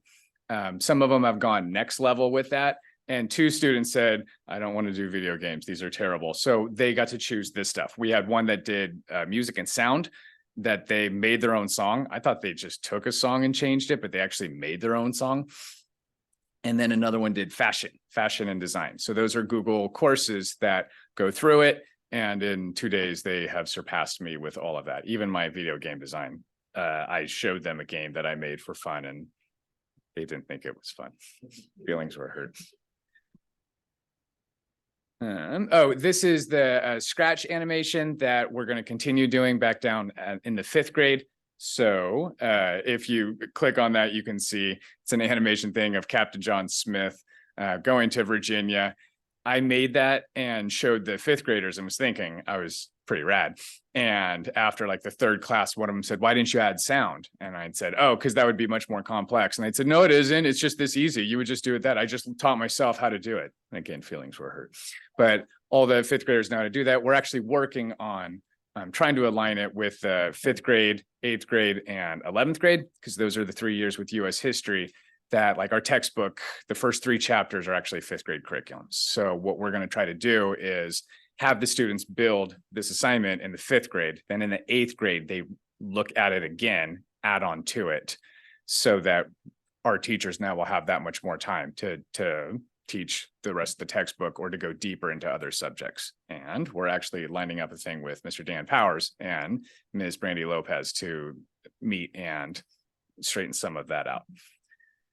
Then this is what we're really excited for with our 8th grade cross curriculum. So it was actually the science teacher, Ms. McBride, that pointed out to me of how come, or why don't we just combine 8th grade history with science? Because in science, they're talking about mutations, infectious disease. In 8th grade history, at the same time, we're talking about the 13 colonies. So let's meet them up with that. So they're going to do that for 4 days. They're in history first, going to pick a region and an infectious disease. I spent the summer, because that's what nerds do, finding like 6 types of infectious disease that were in the colonies. She made me narrow it down to just 3 so we can start small to make sure that it lands successfully. So I think we have smallpox, scarlet fever, and I forget the other one, typhoid fever. So that one was more prevalent, for example, up in New England. Students then kind of figure out why in US history that was, because those were the New England colonies where there's a larger population closer together. Yellow fever, for example, being down in the South. So the cool thing with that is they're going to just walk from history where they learn it to science. Both teachers know about each other's curriculum, so they'll catch it twice. And these are the standards that those are linked to. The other part that that's been mentioned, talking about the grading for equity. I just really like this one for myself with the rubrics, in that I remember hearing about the 4-point scale, technically 5 points if you count 0 on that of, well, this is how that works. So if, let's say on this assignment, the earlier one, I kind of write something, well, then it would be like the bottom bun of the burger. That I got this scale, which is we're not married to at the middle school, but we're just talking about this. I would get a 59, 50%. That technically is still an F, and then working your way up to that. And as Mr. Roach says, which I always love, of it's okay if you don't do it perfectly the first time. It's the middle school. We're going to learn that again. I had a student that went to Annapolis and shared some of my comments with the Annapolis instructors, and they said, why are you sharing your middle school teachers' comments with us? So we're talking about rubrics. These are just the staff rubrics that we shared at the beginning of the year when we talked about all of that, how we can assess students, that the staff have looked at each other's rubrics to see, well, what are those? We don't have just one rubric that we're married to, but I think I talked about it last time when you were nice and let me present, that we had like the basic rubric, one of these that when I went with, for example, the math department, they'd said, okay, well, that rubric's fine, but we needed to have this and that include these two things, and they changed it to that, which was awesome, using something similar. Some of the other things I do, I target intervention with students. It looks like in this picture, I'm doing the students' homework for them. I feel like that I'm not. It was funny, that student was actually absent from another class. And as they walked by, because I had presented in another class, they'd said, oh, I need your help. You need to come with me. I need your help with this. And I went, okay. And so I followed them into their class and was explaining and showing that. And the teacher then saw me and took a picture, kind of teasing me, saying, were you doing their homework for them? That I wasn't. And then I liked the project. Another student said they wanted help. So I just hung out. But that's why I'm there. But monitoring that, we're building like our DNF lists, and then I'll go and meet with all those students and talk to them. Sometimes it's just a conversation of, is the homework not getting in for a reason? And other times it's, I don't really understand this assignment, which I then jump in there and meet with them as much as they want. And I think that's it for me.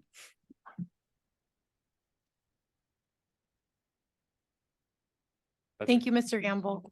I was just.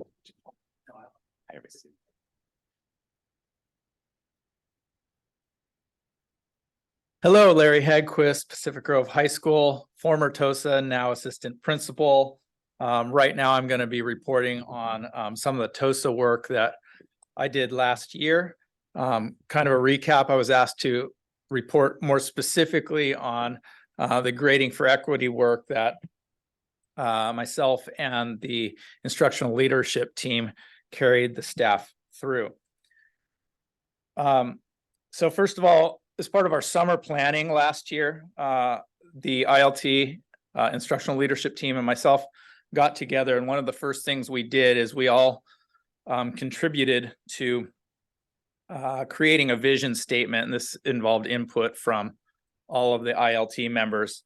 And we came up with this vision statement right here, and it reads: the ILT at Pacific Grove, forgot the Grove there, is committed to working collaboratively in order to promote the sharing of best practices, use student outcomes data to design interventions and monitor progress through PLCs, use interdisciplinary strategies to build instructional cohesiveness and integrate curriculum across subject areas, maintain clear curricular alignment with state frameworks, implement strategies that promote equity, and explore ways to connect learning to real-world applications. And this is the teachers talking. This is teacher input. This is the vision that we came up with. And from that vision, we started to develop some goals. There's several goals here. I listed not all of them, but important for tonight's presentation is the one that I highlighted right here. And it says, be ready to implement as well as promote the implementation of strategies outlined in the Grading for Equity text. And so moving forward, I'm going to talk a little bit about the why, how, and the what of Grading for Equity. Starting with the why, Buck mentioned this a little bit earlier. We understand and believe in the need for and benefits of diversity, equity, and inclusion work. So this aligns with and is actually part of the cultural proficiency work that our district is doing. It's part of our site plan that came from our cultural proficiency work. 2, outcomes data at our site mirrors traditional patterns of marginalization. I gave a presentation to the board, I think it was last year, that talked a little bit about those traditional patterns and some of the outcomes data that I listed there. Also, we can always strive to do better for our students. One of the things that we try to promote is reflection, and through reflection, we learn to challenge our own mental models. And by mental models, I really mean the ways that sometimes we get stuck in thinking about the world or thinking about concepts. And in order to grow and learn, we need to use reflection and dialogue and input to try to challenge those mental models so that we can grow and learn. Also, it aligns with our vision. Our school vision is Pacific Grove High School is a community of learners committed to providing students with opportunities to steer their lives toward academic, career, and personal success. Through collaboration, a commitment to evidence-based decision-making, and a spirit of inclusion, PGHS aims to cultivate culturally aware, employable, healthy, active students who are eager learners, conscientious digital citizens, environmental stewards, and effective communicators. This is a vision statement that again involved input from multiple levels of stakeholders that was put together during our last WASC visitation and has been featured in our upcoming WASC work. Now moving on to the how of grading for equity. Well, we had to strategize. How do we take a book study and share this knowledge and dialogue with people and encourage these important conversations in a structured way? The way we did that was through the weekly PLC, that was PLC meetings in departments, that was guided by members of the instructional leadership team. So the instructional leadership team served as like team captains that would go out to their departments and engage in some of these discussions.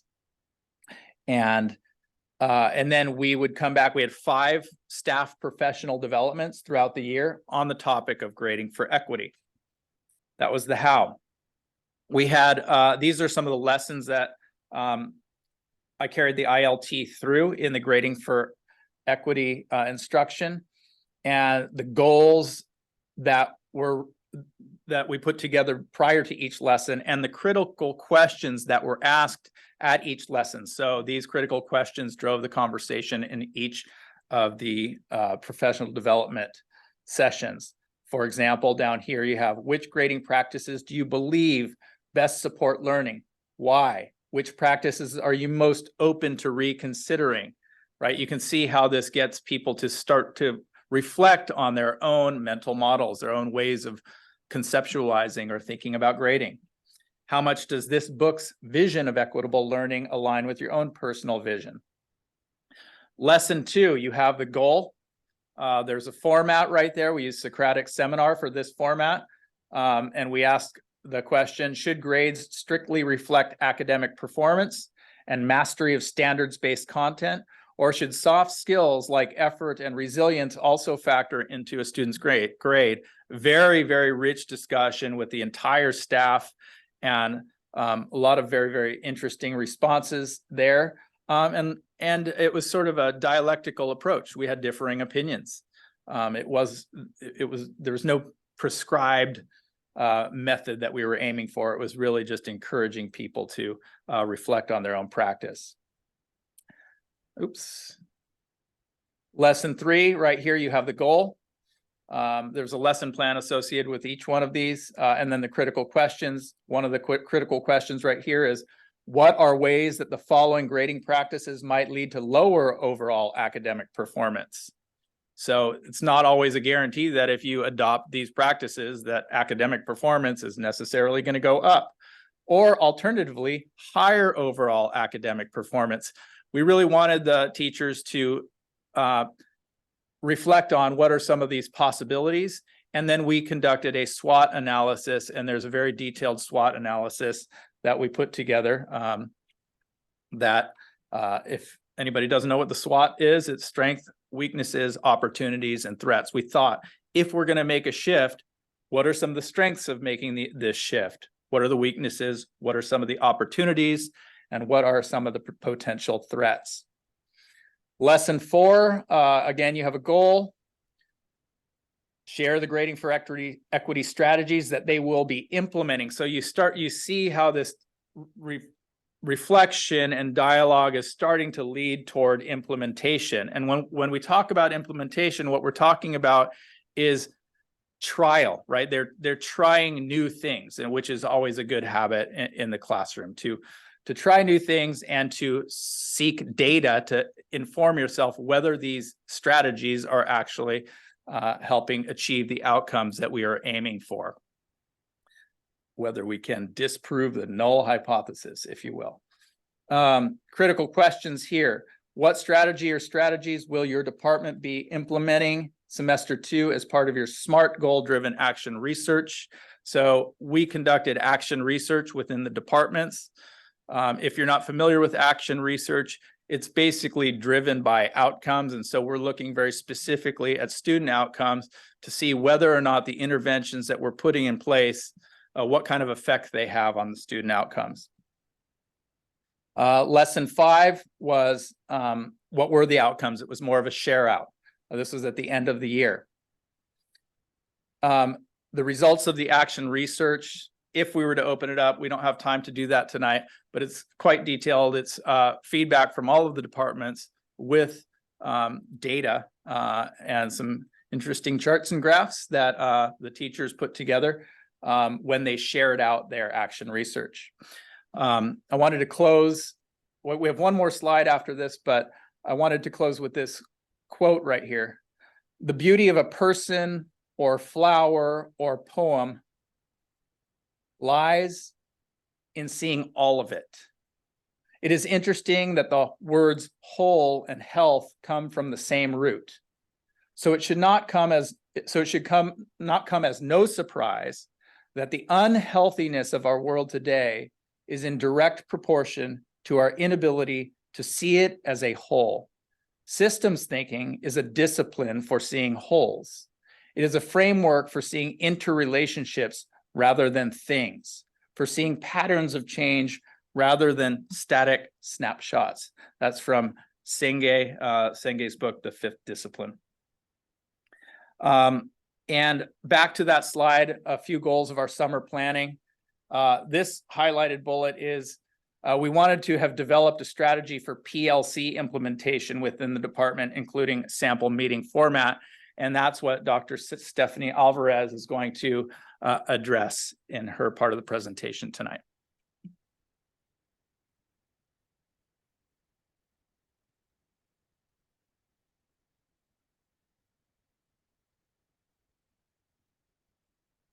Hello, I'm Stephanie Alvarez. And until Tuesday, I was the TOSA, but we had a department need, and so I slipped back into my job. But this was the vision that was created while I was TOSA. And it's to continue our work that Dr. Hagquist started with the ILT, our instructional leadership team, including cooperative reviews to support struggling students. So really meeting together, discussing some of the strategies that we can implement to help students and using each other to really figure out and problem solve. And then supporting PLCs through embedded PD. So creating agendas for PLCs. It could be sending out different articles on professional development that's department specific, and just supporting everyone through the process. And then continuing to progress monitor and refer students to appropriate interventions that are timely and strategic. So pulling students as needed to focus and really figure out how they can meet standards and where the deficits lie to help support them. So that was our vision for this year. Thank you. Thank you, Ms. Alvarez. And I think that might be the first time you ever presented to the board. And I think you did a really great job. So thank you so much. Really appreciate that. I don't have too many comments. So student trustee Dishney, do you have anything? This is your school, the high school that they're talking about quite a lot. I think these are all really amazing ideas and I'm in full support. So yeah, that's all. Thank you. Trustee Hazen? Yes, so these TOSA updates are really helpful.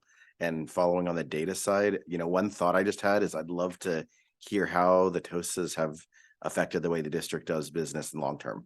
So thinking like a 10-year look back, perhaps we could name it the 10-year look back on the effects of grading for equity on the district as the Hagquist effect. We could have the Gamble effect or the Alvarez effect that we could refer to as in years come, just to see how these TOSAs have had a more permanent brick built to our educational system, because I think that value is really important to track. So thank you. Yeah, good point. Clerk McNary? Thank you for the presentations and all of the information. I guess my only question was the funding runs out at the end of this school year. Then what's next? That, or is that the question? Okay, to be determined. Got it. Thank you. Okay, is that a future agenda item, you think, Josh, or not really so much? I don't see it as a future agenda item. I think that we'll continue to collaborate with the TOSAs, determine what potential path we'd like to see moving forward in the 24-25 year. And then we start talking about this during staffing and budget development. And then I would bring it back as a report to the board. So I don't think we need a future item tonight for it. Okay, you would just bring like an update. Could be in the form of an email or could come to a board meeting, either one. Okay. Thank you. Trustee Otmar? I don't have any questions. Just thank you very much for the presentations. Thank you. I have a dad joke if you're interested. I know it's your thing now. Are you ready? Oh, is this okay? Oh, this is happening. Okay, it's happening. What shoes are made out of bananas? Slippers. You got that? Okay, with that, we'll go to Trustee Brian Swanson. Well, don't make it easy.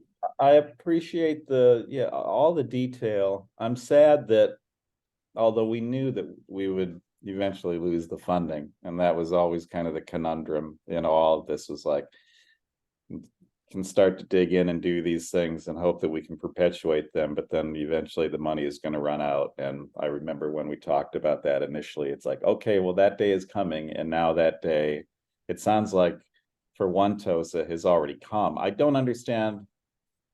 It may be Superintendent Jordan, you could comment on that just briefly. It's like, why is there a discrepancy between one and the other on the funding? Why did we run out on one and we still have funding for the other? No, we didn't run out on one. We're going to be filling the TOSA position, I believe, at the high school. That wasn't the issue. The TOSA funding was restricted resources that was funded. I believe we're in our third year, on that, and that doesn't necessarily mean that the good work of the TOSAs won't continue moving forward. And I'll bring that forward under an information item or some other form of communication in the future. But we're evaluating, we're evaluating throughout the year, staff sizing and so forth. And we have another item on the agenda tonight related to that as well. So as we look forward this year into potential attrition, retirements, and so forth, that lightens up money in the budget to maintain, effective programs for students, and that's what we're always trying to look forward to do. So I think as we get into December and January, we'll have a better sense of where we're going to be with budget in the 24-25 year and how we will maintain or disband programs that are currently operational in the district. Okay, thank you for clarifying that.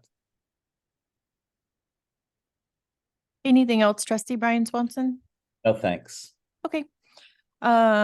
With this item. Just one follow-up question. Is that okay? Go ahead. Just was going to ask, is there an opportunity for another block grant to come, or is that a one-time? Yeah, the TOSAs were federally funded. So this is the end of the federal funding for that. That doesn't necessarily mean that there's not additional restricted resource grant funding available. And of course, we're looking into that at all times. But Thank you. It sounded like I was hearing board direction being kind of a measurable summary. Is that what you would say you're asking for, Elliot, or do you want to line it out? Yeah, and just long-term tracking, like just figuring out, like ideally how these have colored the district moving forward. Impact, maybe new strategies we've implemented because of them. mind if I address? Yeah. Okay. I think what's important is, and whether it was done last year or we're doing it new this year is not really relevant. I think moving forward is what is relevant. And we're looking at, trying to address what was done in the prior year at the beginning of the fiscal year, beginning of the school year. Sorry, my CBO brain is still working sometimes.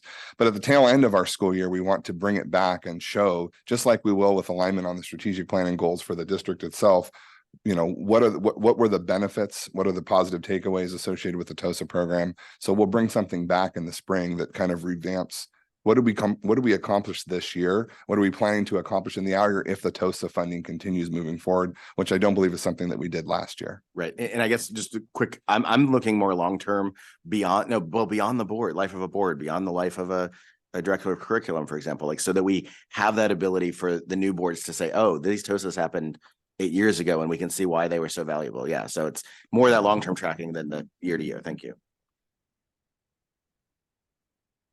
Thank you, Elliot. Does any other board member have any direction on this item? I'll go out to the public while you kind of noodle on that. So let's move out to public comment on this item. So this is teacher on special assignment update. If there's anyone online, please raise your digital hand. If there's anyone here in person, the podium awaits.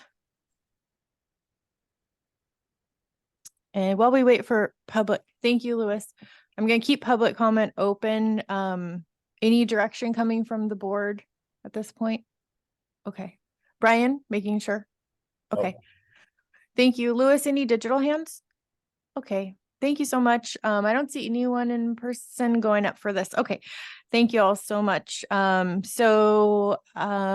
Jordan, would you like to summarize the direction? We can go around and ask the board members if they agree. So the direction of staff was to determine the long-term effect and impact of the TOSA's assignment as they were funded for the 3 years. And timing on that, Elliot, when would you like to see that? I mean, Springtime is okay, or? Yeah. I mean, end of year, just how it's going to be going forward would be great. Okay. Is that okay with you, Mr. Jordan? Yeah, I'm also thinking about rolling it into kind of our strategic plan discussion Oh, as well, next week. and updates, which we'll present throughout the year as well as LCAP throughout the year. So I think we can weave it in Okay. future years. Thank you. So, I like that direction. Student trustee Dishney. I like that direction as well. Okay, trustee Hazen. Thumbs up. Trustee Otmar. Okay, sign. Clerk McNary. Sounds good. Okay, and trustee Brian Swanson. Yep. Okay, we got a yep. Okay. And so with that, we don't have any members of the okay, so we're closing this item. We're moving on to consent agenda. It's about 8:12 right now. Board members, I'm going to start with trustee Hazen. Do you have any questions or items you need pulled from consent? None. Thank you. Okay. Clerk McNary. None for me. Trustee Otmar. No, none. Okay. Trustee Brian Swanson. None, thank you. Okay, I don't have any. Student trustee Dishney, do you have anything you'd like to pull? None. No? Okay. No worries at all. And as we did mention at the top of the meeting, there was a couple, perhaps a couple changes to consent items. They're mentioned, updated in the website as well as in the folders for all the trustees. Especially item L is going to change a little bit, but that has been publicly noticed. Any other items changing, Mr. Jordan? Okay. Thank you so much. So with that, we're going to go out to public comment. Any public comment on the consent agenda? And this is kind of this bucket of items that we approve all at once for anyone who's new to the board meeting. So if there's any digital hands that would like to go up, please do raise your hand. Lewis is keeping a close eye. And any members of the public wishing to comment on consent agenda, you're more than welcome to come up to the podium. Okay. I don't see anyone wishing to do any public comment right now, so I'm going to close that out. And do I have a motion for consent? I'll move to approve consent with the changes presented. Thank you. Any seconds? Happy to second that. Okay. Motion made by Clerk McNary, seconded by Trustee Hazen. Mandy, do you mind? Student advisory.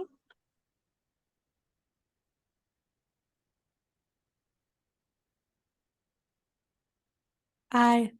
Sorry, thank you. President Swanson, Aye. Clerk McNary, Aye. Dr. Hazen, Aye. Trustee Otmar, Aye. Trustee Swanson. Aye. Thank you. Motion carries unanimously. We're now moving on to the next item, which is public hearing / action discussion item A. So this is a public hearing on the levy of developer fees based on the justification study by Schoolworks, Inc. So we're going to open the public hearing right now. It's 8:14. And with that, can we get a brief overview, Mr. Jorn?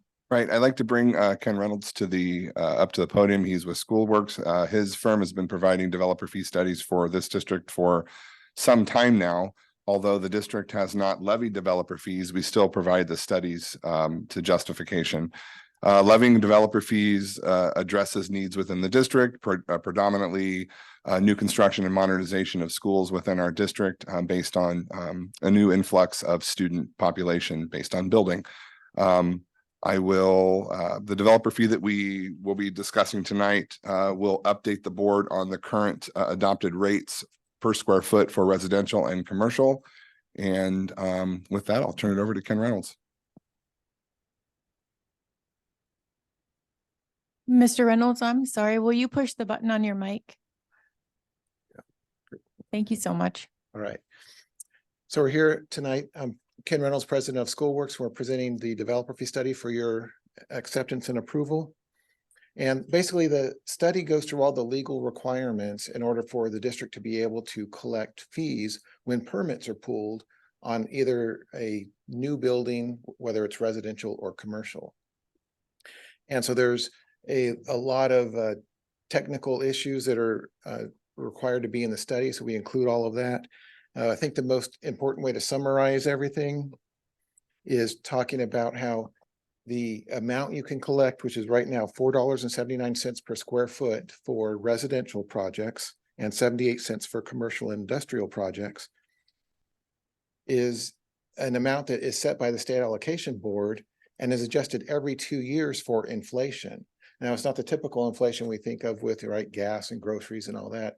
It's the actual inflation for the construction costs for school projects. So when we're going out to modernize a school or build a new classroom, right, how much does that cost now compared to 2 years ago? That's the review that the state does. And so their next update will be done probably this coming January. Sometimes it takes them a little extra time and they don't get it till February. But normally every January in an even numbered year, those numbers are updated. And so the 479 is the current rate that we have been able to justify by doing the analysis. Some of the key components in that study, right, we're looking at your local data. And so we look at your enrollment, we look at what your yield rate is. And so that number for your school district was calculated based on the information from the census, the 2020 census, and it came out that the average number of students living in each of the homes in your district is 0.2345. So then we assume that if we build another 100 new homes, that you'd end up with basically 23 students out of those homes. So that's how the yield rate calculation works. Then the other important factor is for every new home built, right? What's the average square footage, right? Homes come in all sorts of sizes. And so we look at the average, and that information was gathered by contacting the planning department. And so the recent average has been 1,685. Obviously, some are much smaller and some are much larger. But again, that's the overall average. And so those numbers help justify our calculation, and it came out to $5.19 per square foot. So that's more than the state's maximum allowance of 479, and that's why you are justified in collecting the fees. And then I think the other two important things to mention, right, is what can you use developer fees for? There's really three main sources of funding for facility projects. Developer fees is one of those.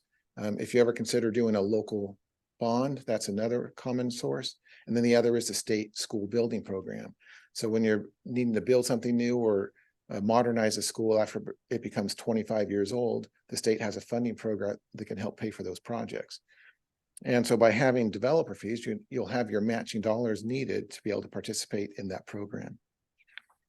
And then, so yeah, if there's individual projects that you're wondering, can I use it for this or that? You can reach out to us anytime during the year and ask, is this a valid use of your funds for developer fees? And we'll help you advise you on those issues. And of course, whenever a person is coming in to pay the fees to the district, sometimes there's questions that come out, what's the appropriate fee and what's it based on?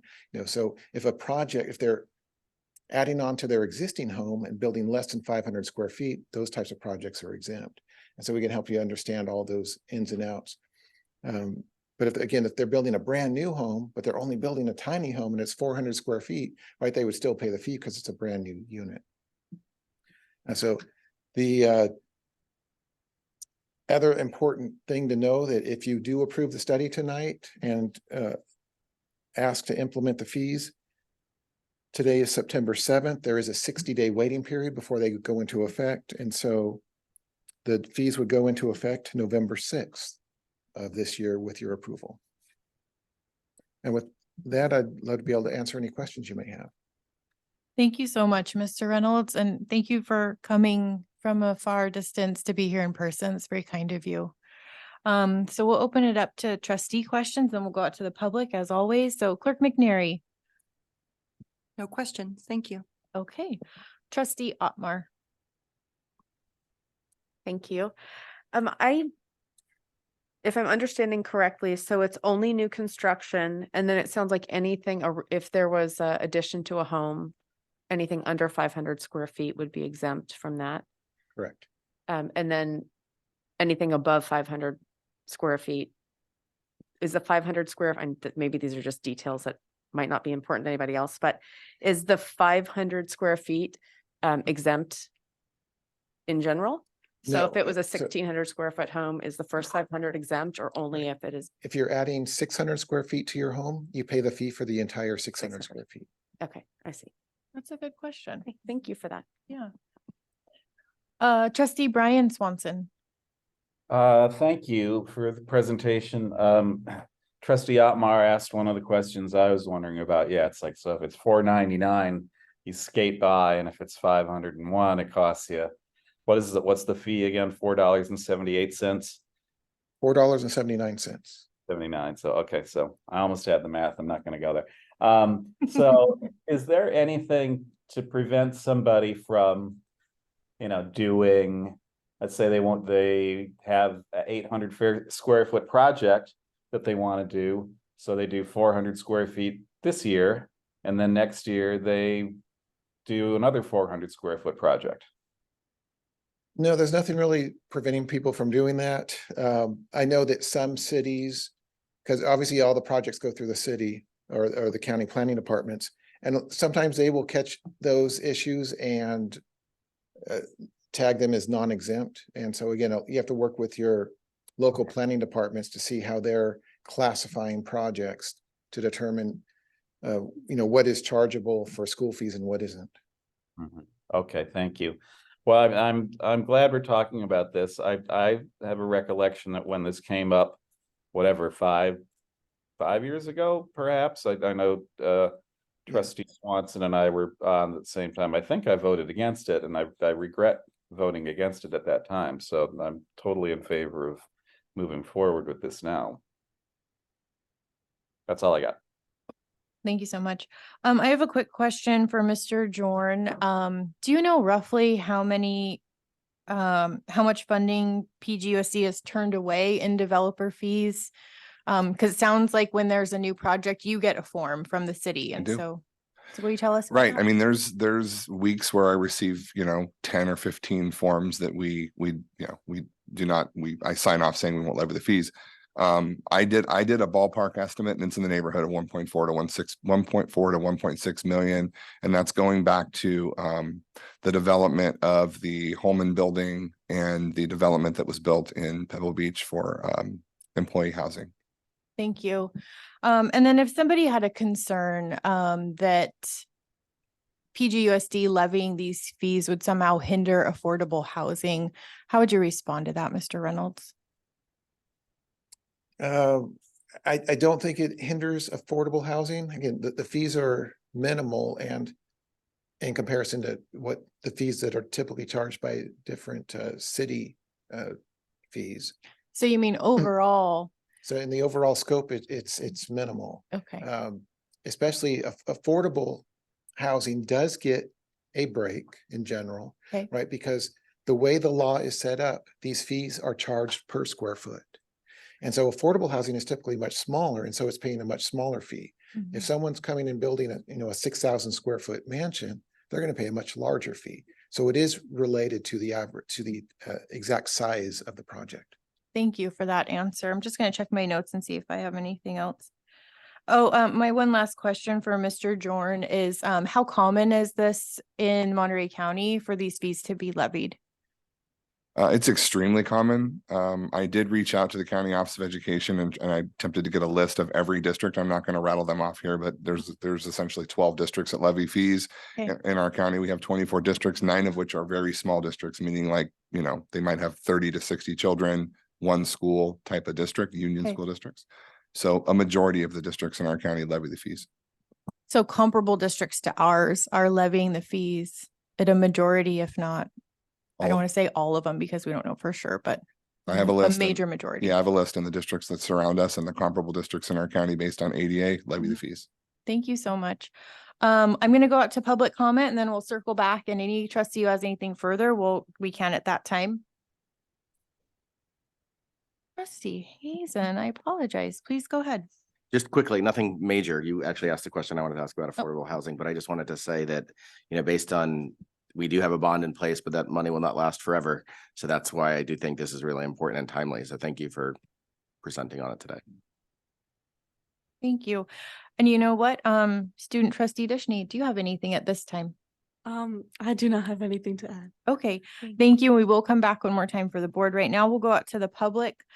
Lewis, any digital hands? No? Okay, anyone here in person like to come up and say anything?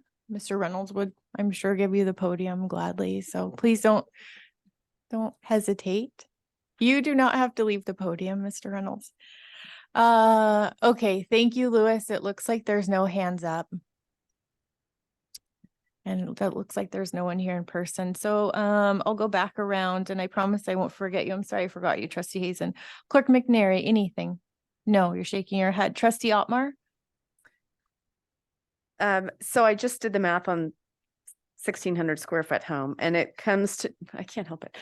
And it comes, you know, just over $7,600. So if that was an issue for somebody to come in and write a check for $7,600 for a 1,600 square foot home, is that something that they can actually work into a mortgage, or do they have to present a check up front and pay in full at the time that they pull permits? Right. Well, if we're typically talking new homes. And so obviously the price. Or of the- remodel or additions, because I Or think in this area, it's hard to get the permits to build a new home. Right. So a lot of people will add on to existing homes or tear down everything except one wall. So it's not new construction. Yeah, and again, they only pay for the net increase in square footage, Okay. even if they're tearing it down to one wall. Sure. But yeah, a lot of times, again, at least the project I did, right, we factor that into our construction loan. So it just depends. If you have the cash, great. If you're doing financing, it can be factored into the financing. Okay. Perfect. That's all I want to know. It's just to make sure it's feasible for people, that they're not going to have to walk in when they pull permits and present a check for the full amount. So it's something that they can work into a loan. Okay. Thank you. Thank you, Trustee Otmar. Trustee Brian Swanson, anything further? Nothing further, thank you. Thank you. I don't have anything further. Student trustee Dishney, do you have anything? I do not. Okay, thank you. Trustee Hazen. Okay, so we have gone to public comment, and actually I apologize. This is a public hearing. I guess that's okay to do that. So I'm overdoing public comment, but that's a good side to be on. So with that, Mr. Jordan, is it okay if I close the public hearing? Okay, thank you so much. We're going to close the public hearing. It's 8:28. We're going to move on to now the action item that's related to exactly the public hearing that we just had. So this would be the adoption of resolution number 1112 on the levy of developer fees for the district. Mr. Jordan, this is your item. Do you have anything further? I have nothing further to add. I think we discussed it during. Okay, and so just to follow the agenda, I'll go background for board questions and I'll go out to public comment. We'll do the procedure and then we will vote on this. So board questions, Trustee Otmar, anything? Now I've had all my questions answered. Thank you very much. Thank you. Trustee Brian Swanson? No questions, thank you. Okay, I do not have any. Student trustee Dishney, any questions? No questions, thank you. Thank you for being so positive when you answer each time. Trustee Hazen, anything? Nothing further. Okay, Clerk McNary. Okay, I've gone around to all the board members. We're going to go out to public comment and just give a moment in case anybody is working on raising their digital hand. I'll just give it a couple seconds.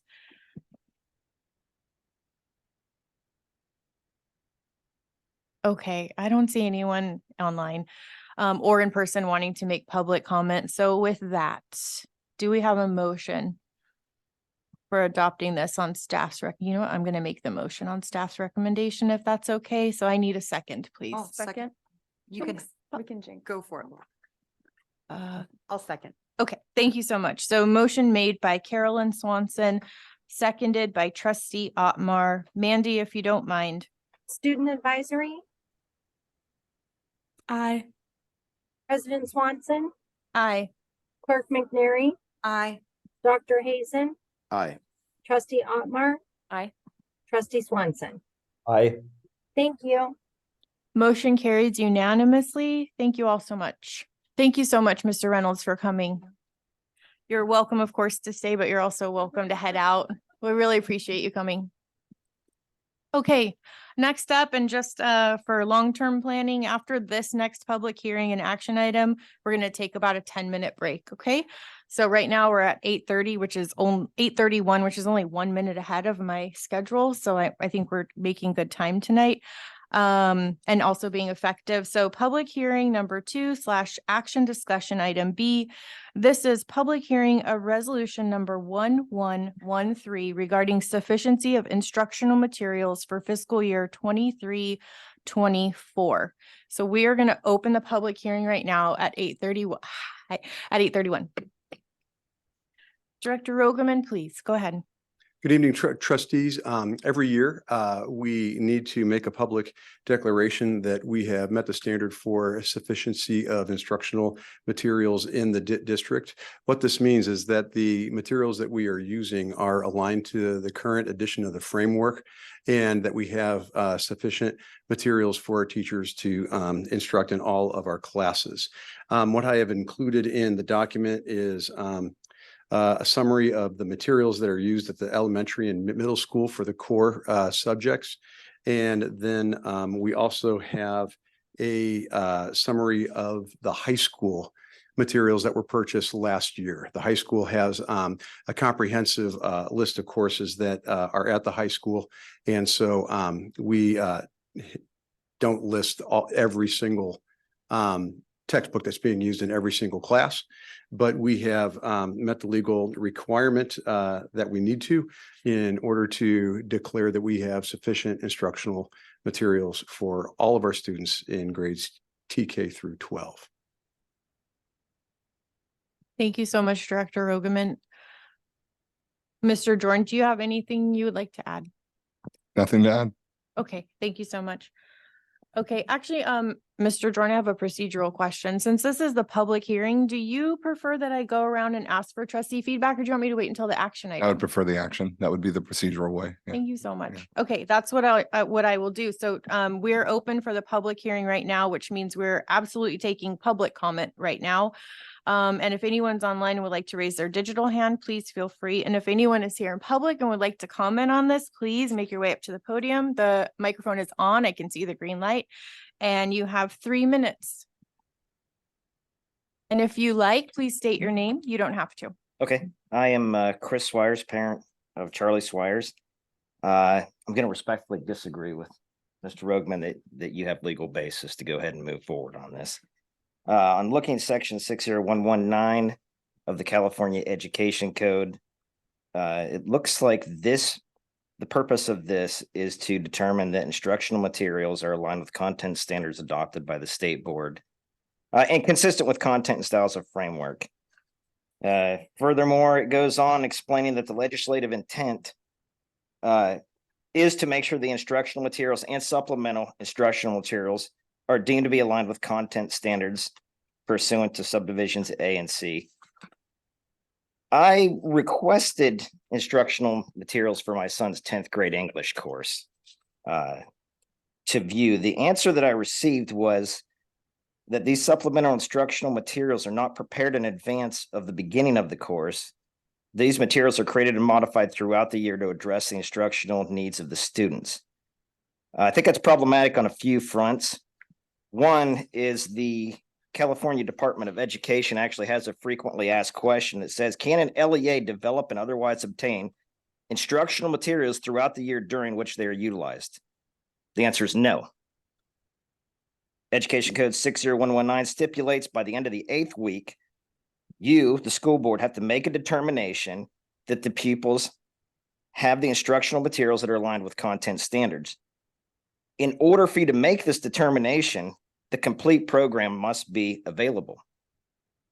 You have to be able to look at the instructional materials to say they meet the content standards. The teacher cannot continually develop them throughout the year.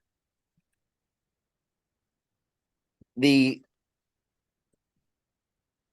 other argument would be that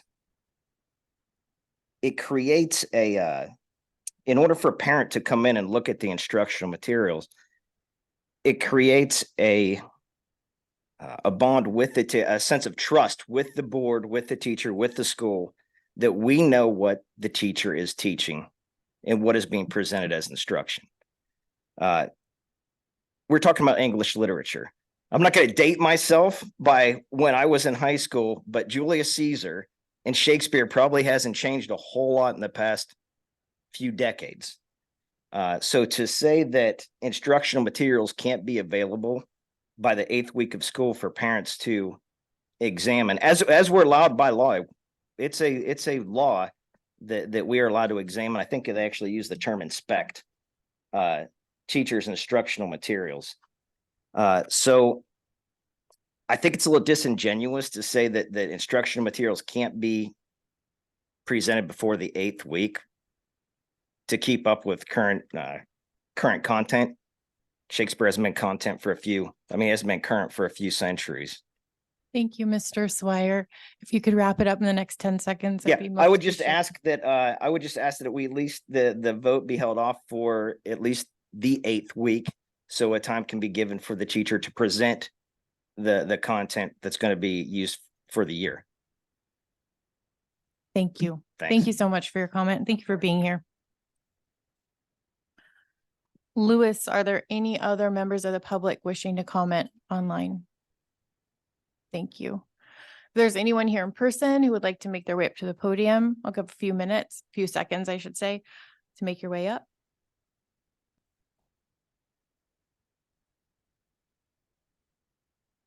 Okay, seeing no one, we're gonna close the public hearing as well as the public comment section of the hearing. It is 8:37 right now. We'll do this.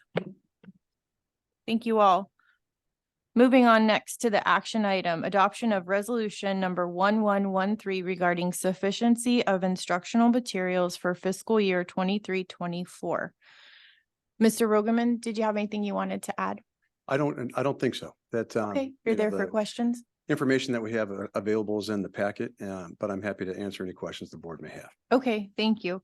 I do have a question really quickly. I was looking over the tables and I was curious, the history and social science textbook at the middle school, it just kind of jumped out at me that it's a 2006 year, which perhaps is totally fine and still current, or perhaps it's something that you're looking into making more current. So which one is it? What you'll see is that that's the year that the adoption started. Okay. Those aren't the same books that we're using to this date. Oh, that okay. it's been updated, and more current versions of that book are being used in the middle school. But what I wanted to do was give an idea of the year that we began using that published material. So Thank the you. Teachers Curriculum Institute history material is a year that's more current than 2006. Mr. Roach stood up as though he knows the year that we last updated the purchase. Thank you for noticing. I didn't see Mr. Roach stand up. So I don't know the year, but I do know that it is continually updated. And so a lot of the history conversations we have at the beginning of the year is that new units have been altered, changed, added, deleted, that kind of stuff. Okay. So it's a constant going over the pacing for the year and kind of making adjustments. TCI does a wonderful job of maintaining current curriculum Versions and of it. material. Yeah. Okay, great. Teachers Curriculum Institute. Okay. Long time ago, I actually used to teach TCI myself, so I'm quite familiar. Oh, okay. Thank you for standing up. Okay, student trustee Dishney, do you have any questions? I don't. I'm familiar with TCI actually. I remember using it back in the day. So Good memory. support. Wow, that's incredible. You remember that. I don't know if as a student I would have remembered who was publishing I my also books. back when Mr. Gamble was here, I remembered the one it was the computer coding club, but I remember doing it in 5th grade too. So it's really cool that Incredible. that's still there. Incredible. Trustee Hazen. Yeah, just a quick question based on the email I got early, that I mentioned at the beginning is just, it looks like there've been a lot of changes post-COVID. So I wanted to ask just generally, do you feel like these materials have either held up well or you've been adapting to the kind of COVID learnings? One of the things you'll notice is the aggressive purchase schedule that we did at the high school. And part of that was due to there had been a lag since the last time that we've been able to make purchases for the high school. One of the things that helped was the arts, music, and instructional materials one-time block funding that we received. And so some of that went toward building out some of those high school purchases. So as far as what we do to supplement the material in order to address some of the learning loss in COVID, without going down too far of a rabbit hole here, one of the things that we've done at the elementary schools is you're going to remember that we purchased IXL for grades 3 through 5, as well as eSpark for TK through 2nd grade, so that we had a computer adapted program that could meet a student at the level that they're learning and try to grow them from there. And that is one of our more effective ways to differentiate our instruction on a larger scale. Sure. That's above and beyond the curriculum. Correct. That's really not good to know. relevant to what's here. Thank you. I think it's so important when our district goes above that we highlight it. So thanks for asking that question because I didn't realize it. And I'm sure you'll be including it and all the awesome communications that have been coming out of your department. Clerk McNary. No questions from me. Okay. Trustee Otmar. You asked my question about the 2006 TCI book. So nothing for me. Trustee Brian Swanson online. Nothing for me, thank you. Thank you. And I don't have anything further. So at this time, we'll go out for public comment. I know it sounds redundant, but just kind of the procedure of us following the agenda. So if there's any member of the public who would like to speak, please raise your digital hand or make your way up to the podium. Okay, no digital hands and no one moving towards the podium. So we'll close that portion of the meeting. Okay, we need a motion and a second, please, on this item. I'm happy to make a motion to adopt the curriculum as presented. Thank you, Trustee Hazen. Do we have a second? I'll second. Okay. Okay, motion made by Dr. Hazen, seconded by Clerk McNary. Mandy, if you don't mind. Student advisory, Aye. President Swanson, Aye. Clerk McNary, Aye. Dr. Hazen, Aye. Trustee Otmar, Aye. Trustee Brian Swanson. Aye. Thank you. Okay, motion passes unanimously. Thank you all so much. And it is 8:43. If you don't mind, we'll take a 10-minute break. We'll come back at 8:53. I'm gonna go have some tacos. Not that anyone needs to know. Oh. Thank you all. It's 8:53.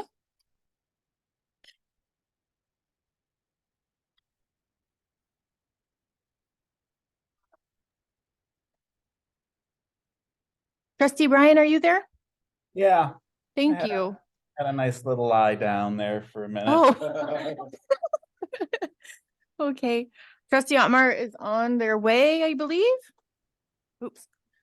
What was that? Okay. Thank you so much. All right, moving on.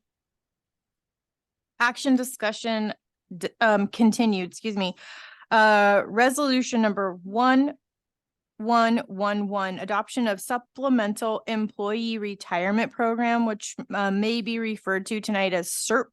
So again, that's supplemental employee retirement program. And Mr. Jordan, this is your item.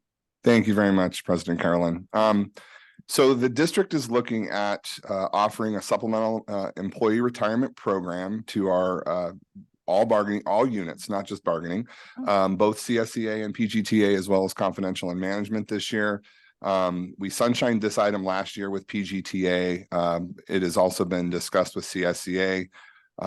There is quite a bit of time and effort that's went into preparing a SERP. We contracted with Keenan and Associates. I'm sure everyone is familiar with Keenan from the training that you all have every year. I have online, I believe Gail Beal is on. Is Gail Beal on?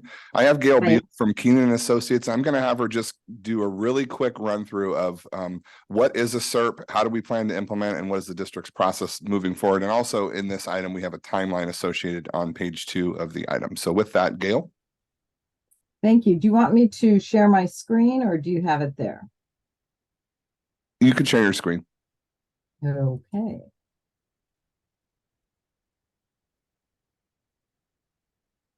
All right. Well, good evening. And I really appreciate the fact that I'm back with you again.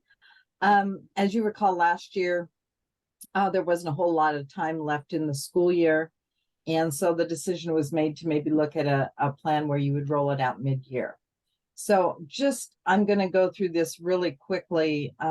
There are 5 things we take a look at: your purpose, your demographics, the ultimate economics. Does the plan make sense or not? How we enroll the plan, and then maybe taking a look at a work comp strategy kind of as an aside. As Mr. Jordan mentioned, supplemental early retirement plan is a SERP, as we call it. We've been doing these plans since 1984, and really it's done for numerous reasons. One, addressing declining enrollment, and we see a lot of that certainly recently. Along with that, it assists with proactive staff planning. So if you're heavy in one area, perhaps you can restructure a little bit. For the retirees, it enhances their retiree benefits. So this is totally separate from STRS and PERS, and has no effect on that benefit at all. And it really provides the district with a way to compensate respectfully your long-term employees. Rather than kind of going into the information on this slide, we've developed a plan along with your staff. And I want to acknowledge and thank your staff for all the work they did to get us information so that we could actually provide you with a feasibility study. They were very cooperative, very prompt, and always, ready to provide information and answer questions. So they should be complimented for that, certainly. So demographics, kind of my favorite portion. We ran this for each group, certificated, classified, and both management groups. Everyone who was at least 55 years of age and at least 5 years of service with the district. So within that, you have 33 certificated eligible, 41 classified, 4 certificated management, and 2 classified management. And I won't go into the ages and years of service on this particular slide, because I know you're pressed a little for time.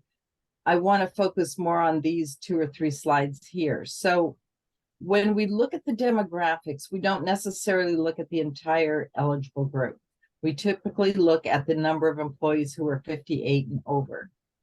In the case of your teachers, 22 of the 33 are 58 and over, which is about 67% of the eligible group. This is important because if that percentage was like 30%, we'd go, you may not want to offer the plan this year. You may want to wait till that retirement bubble reaches a little bit higher age. Classified, 30 out of 41 are 58 and over, which is 73%. So again, excellent demographics here. certificated management, 25%, one individual is 58 and over. That doesn't mean individuals younger won't take the plan, but typically they don't unless perhaps they're moving out of state or they have extenuating circumstances. Your classified management, there are 2 eligible and one individual is actually 58, so 50% of the group. Real quickly, we ran the study based on 75% benefit, meaning in each individual would have 75% of their base salary as the premium amount, and then these benefits would be driven off of that. So just looking at your certificated group, first 3 benefits are life only for the retiree, and they have on a monthly basis, and they have various survivor benefits.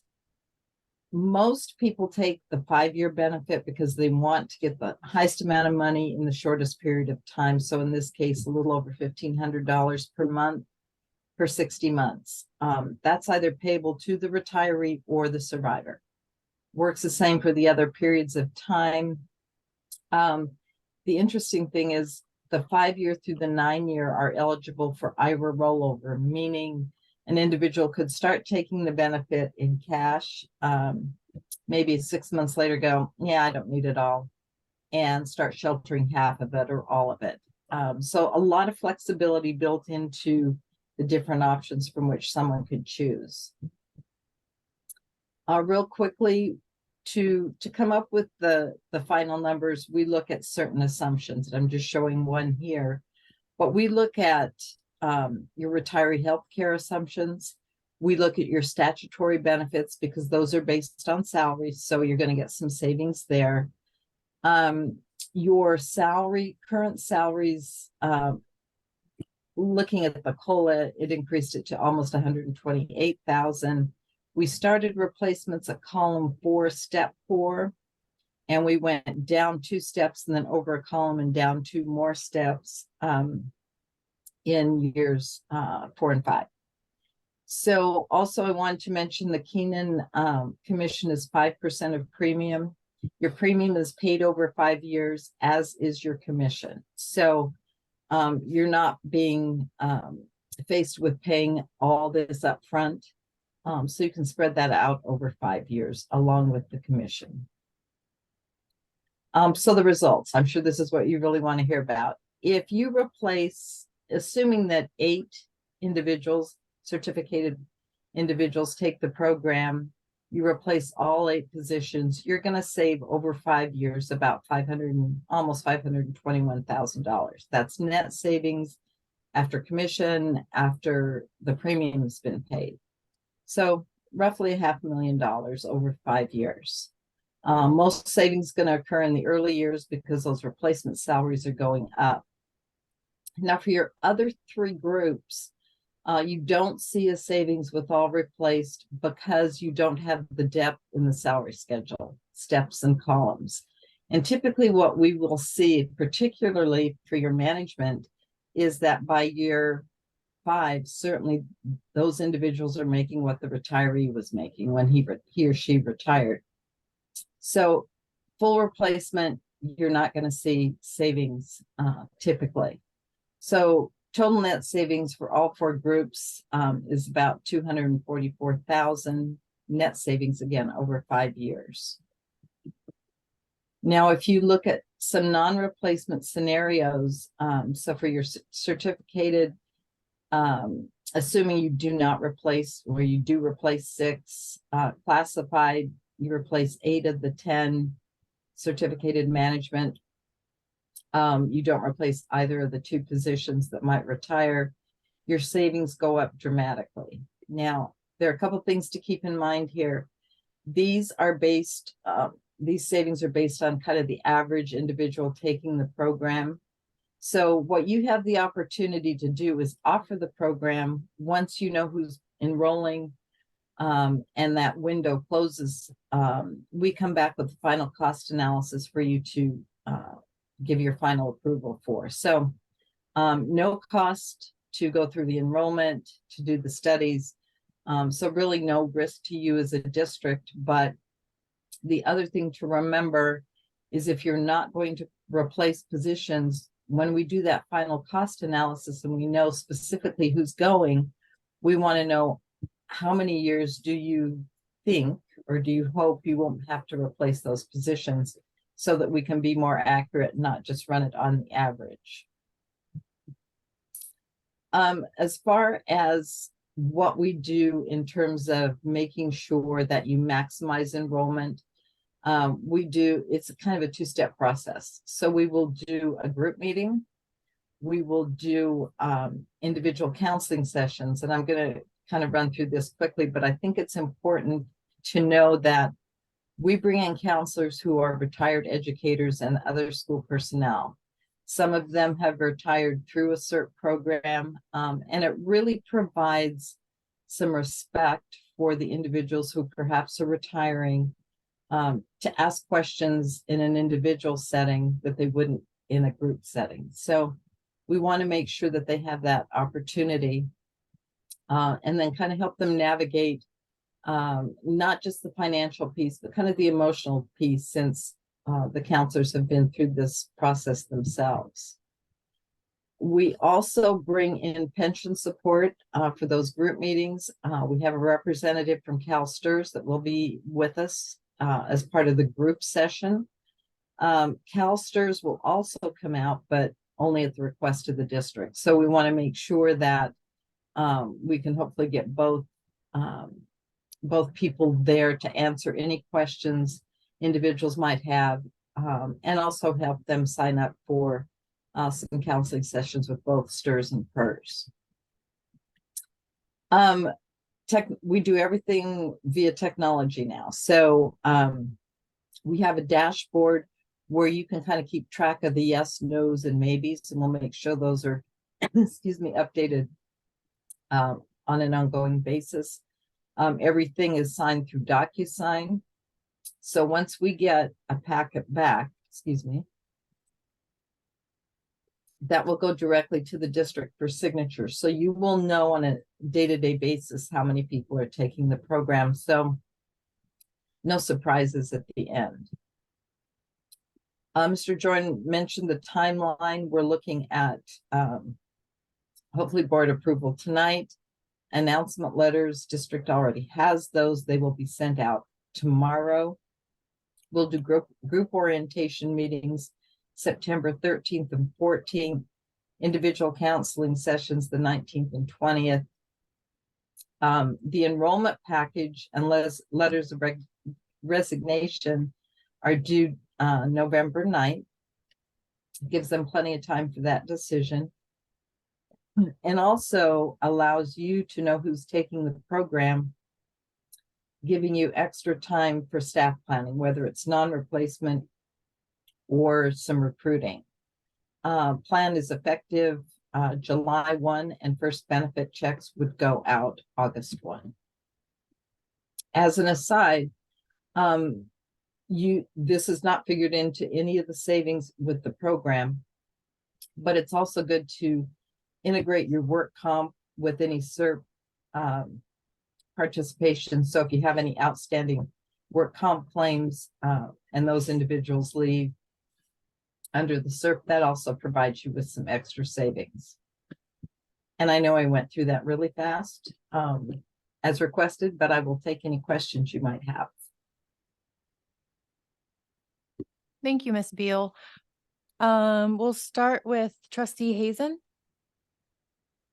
Thank you for the presentation. Just a quick question. I assume the answer is no, but can CERT be offered only to one category if only certificated or where the savings are, for example? Excellent question. Yes, as long as you offer it to the entire eligible group within a classification, you can do that. Most districts offer it to all groups, just kind of as a Me Too kind of situation, but certainly you can do that. That's your decision. Anything else, Trustee Hazen? Okay, Clerk McNary. This has already been run through with the unions. Yeah, so last year we presented this to PGTA during negotiations. And the information has been circulated. So everyone is aware that there's a potential that the board may approve a SERP. Related to specifics associated with the SERP, the answer is no, because those would be taken up in the counseling individual and the group counseling sessions, which we actually have scheduled on the calendar as we speak. Okay. I appreciate the clear information and the staff report and the timeline. I don't think I have any other questions right now. Trustee Otmar? Thank you for the presentation. This question actually goes to Mr. Jorn. What was there feedback from PGTA? Yeah, the feedback from PGTA at the time was we were going to attempt to initiate the SERP last spring during negotiations, but as Ms. Beal mentioned, because of the timeline associated with backfilling of positions, it just didn't make sense. It wasn't feasible to do at the time. So the feedback was positive. Okay, thank you for that. And I don't have any further questions. Trustee Brian Swanson? Just one question. So is it, just so I understand this right, is it possible then for an employee to, because they have to think about this, whether or not it's something that they want to pursue, that they could, and I would imagine it would involve, you know, a considerable amount of thought on their part and maybe some soul searching, that they could then choose to pursue this path, you know, make that decision, and then for us to get the final results back and for us to say, you know, we took a look at it and we decided not to actually put it into motion. Is that correct? Yes, so in all the information that goes out in the handouts for the meetings, basically what is said is if the district doesn't realize the savings they were expecting or that they need, the plan will be rescinded, as will resignation letters. So they have the opportunity to stay if the plan does not ultimately move forward. Okay. That's my only question. It bothers me for probably for obvious reasons, but it's good to know that at least I've interpreted it correctly. Thank you. Okay. Trustee Brian, do you want to elaborate on why it bothers you? Because you know, it's like when somebody's thinking about leaving their position, you know, I think it requires a whole lot of soul searching. I mean, I know they would know going into it, you know, they'll know full well that this might not actually play out. It's just, you know, so again, yeah, they'll know that the possibility is that, yeah, it won't be realized. It just bothers me that somebody would go to all of that, you know, all the effort to consider leaving their position only to then for the district to come back and say, well, yeah, it didn't work out. The numbers didn't pan out the way that we wanted it to. So you're not leaving your position. Does that make sense? Yeah, thank you for elaborating. I appreciate that. Did you have anything else? No. Okay, I've got a couple questions. To piggyback on what Brian was asking, do we have an established clear level of participation that we're communicating out to all of our staff? You know, for example, we need to get to this level for this to engage. Have we set that level out? The level of communication hasn't begun with the entire district yet, no, but I would say that we had this discussion with PGTA last year about what numbers we needed when we were specifically talking about their bargaining unit only. So we will develop that messaging clearly prior to, I mean, the meetings start in 2 weeks if the board were to approve this tonight. So, and the district is aware in consultation with Keenan what the targeted savings need to be. The issues related to that right now specifically are, we don't know, we can't anticipate who in the group will actually decide to take the SERP. And that makes a big difference because if we're looking at class sizes and other things moving forward, we need to properly staff accordingly, right? So if we end up with, let's just say, I don't want to use examples, but if somebody's looking at taking the SERP, that would be help with substantial savings to the district, but we have to backfill that position immediately because of the need for programming. That would be something that needed to be considered. So Okay, so when the information goes out to the groups that we decide upon tonight, if this, gets approved, can we include the goal target from the district? We will. You would. yes. Okay, thank you so much. Thank you for the information in the packet. The information on the presentation was new to me. Can we put that on the website, please? So that if it's not already. Yeah, I'd have to ask Mandy if it's on the website already. If it's not, we will post it. It's the same presentation we've seen through multiple units. So we'll make sure it's accessible on the website. Okay, great. On there. But It's on. Thank you, Mandy. Yep. thank you. Do we need to have a policy on SERP, or do we have a policy on SERP? Anything like that policy related? No, there's no related Okay. policy or board policy amendment related. How are we going to track savings? Are you going to give us an update in 1, 2, 3, 4, 5 years? Type of thing? Because my fear is it's just estimates right now. Right. So initially the savings will be realized based on enrollment, right? And based on backfilling a position. So prior to even approving this moving forward, we will know what the savings are projected to be. It would be very simple for me to bring something back to the board at that 5-year mark and bring to the board the realized savings over the course of 5 years. A 5-year tickle. Yeah. Okay. Make a note of that. Okay. Just wrapping our heads around this, because I don't remember last time the district did a SERP. So it hasn't been since I've been attending board meetings. So I've got some kind of broad questions, but just for reference, does MCOE have any input or involvement on this whatsoever? Or is this our thing that we're doing? No, this is our thing we're doing. MCOE did run through a SERP themselves as a local educational agency before, years prior. Okay, that's all I need. And then, so this is a one-time kind of deal. And I mean, one time in kind of like the near future, right? Like, of course, this could happen again several years later, but this isn't something that we're planning on bringing back every year type of thing. This is an event. This is a retirement event that we're going to be approving or not voting on. That's correct. And that's based on the current demographics of the district. So as you mentioned, it may change as we move through the next 4 to 5 years, and those demographic bubbles tend to shift. There may be an opportunity, but it's not something we would bring back next year. Okay.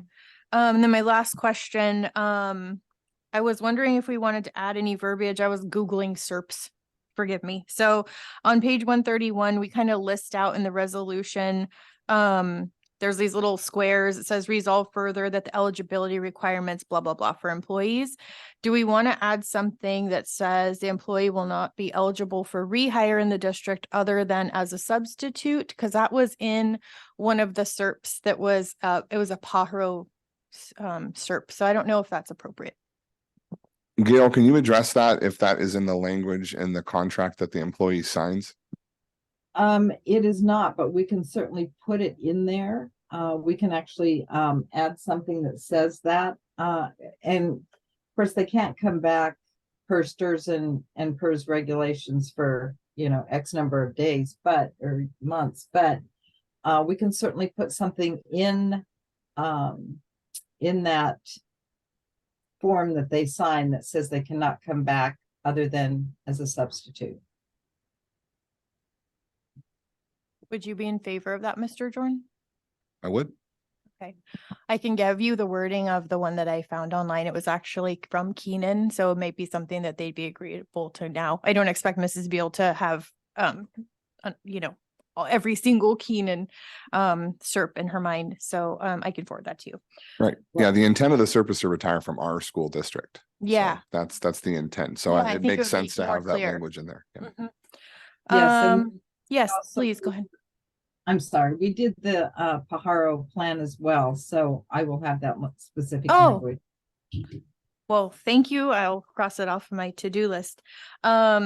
So thank you for entertaining my questions. We're going to go out to the public and then we'll come back to see if the board has another round of questions or comments. So right now we're shifting to public comment for this item. I do hope we get some public comment on this item. Louis, will you keep your eye on digital hands? And Ms. Chavez, please go ahead.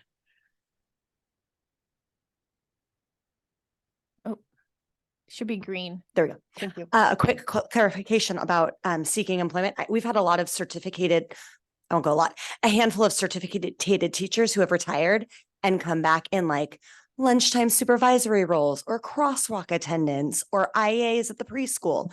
So just let's be very mindful of what we're allowing or not allowing, because going from a full-time teacher to, 4-hour week crosswalk might not be the worst thing. Yeah, it could have unintended consequences. Yeah, thank you, Ms. Chavez. Any other members of the public wishing to speak, please do. We're here. Lewis is keeping a lookout for your hands.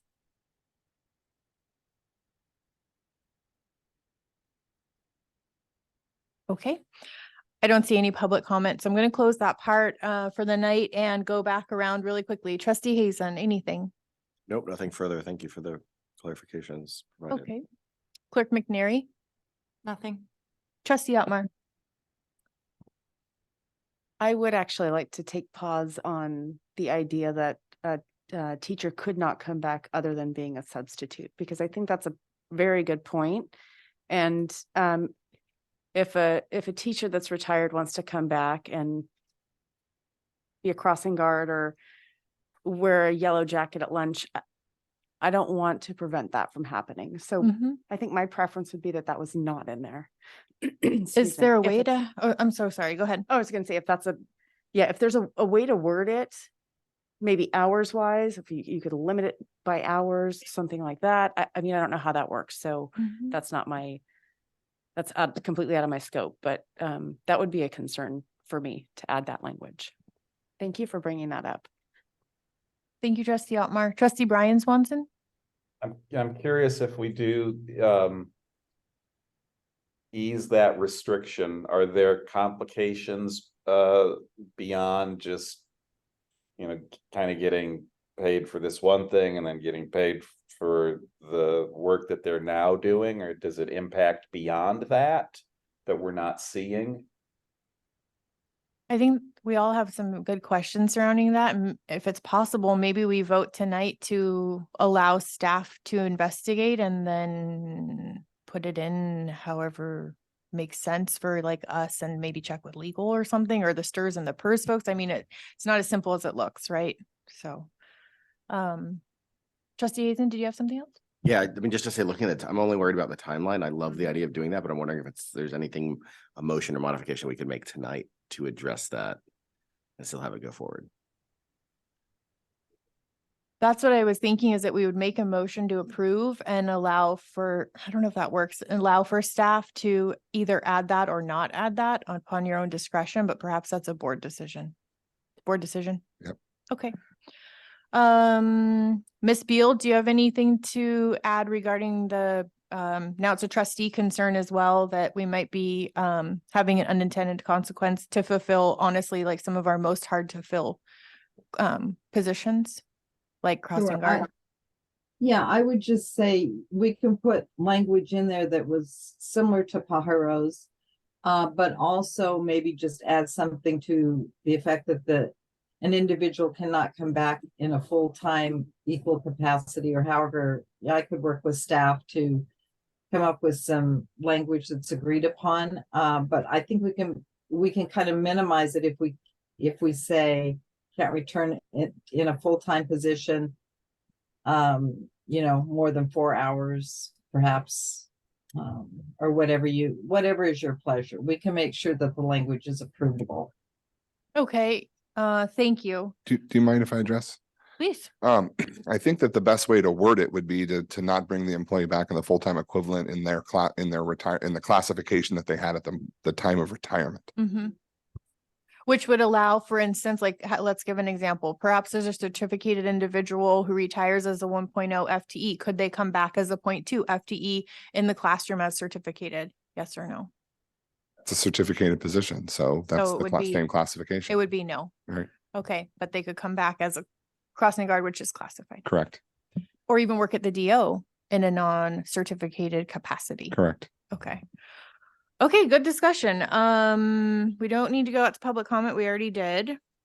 So trustees, One more question, if I might, please. go ahead.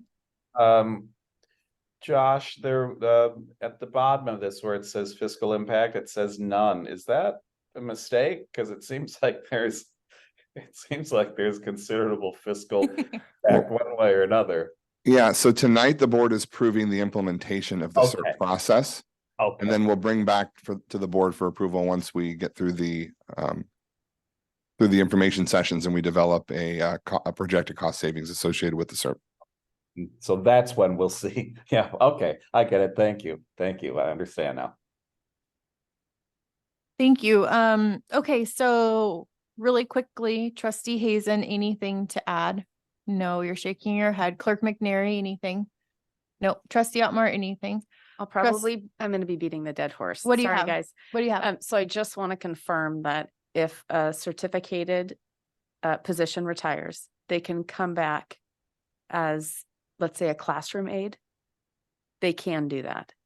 Right, the language that we would use would be related to job classification. Okay, perfect. I just want to make sure that we're not restricting anybody from coming back and enjoying their retirement by still being with the kids. Cool. And this would only apply to folks who took the CERT, but doesn't mean that someone who hasn't taken the CERT can't come back as a retired teacher as long as they're fulfilling all their, the retirement parameters. I just don't want someone to feel restricted in not being able to take it if they know that they having to choose between the two. I just don't want somebody to have to be put in that position. Okay. So, okay, that sounds like it's. Trustee Brian, do you have anything else? Nothing further. Thank you. Okay, I don't have anything further either. I'll make a motion. Hold on a sec. Yes, I will make a motion to approve action discussion C on staff's recommendation with the additional verbiage that any individual who accepts the supplemental employee retirement program will not be eligible for rehire in the district in the same category, that classification that they retired in. Is that correct? I will second that. Mr. Jordan, was that a motion that made sense? It does. And it was reflective of the board discussion? Correct. Okay. Thank you. Okay, motion made by Carolyn Swanson, seconded by trustee Otmar. Mandy, please. President Swanson, Aye. Clerk McNary, Aye. Dr. Hazen, Aye. trustee Otmar, Aye. trustee Brian Swanson. Aye. Thank you. Thank you so much. Motion passes unanimously. The CERP can move on to the next part of the timeline. Thank you so much.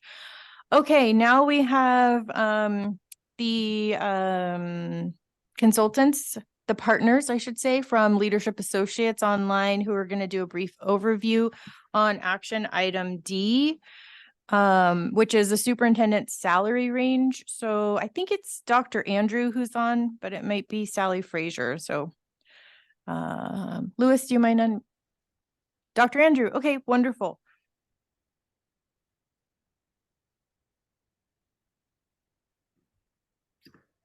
Oh, there I am.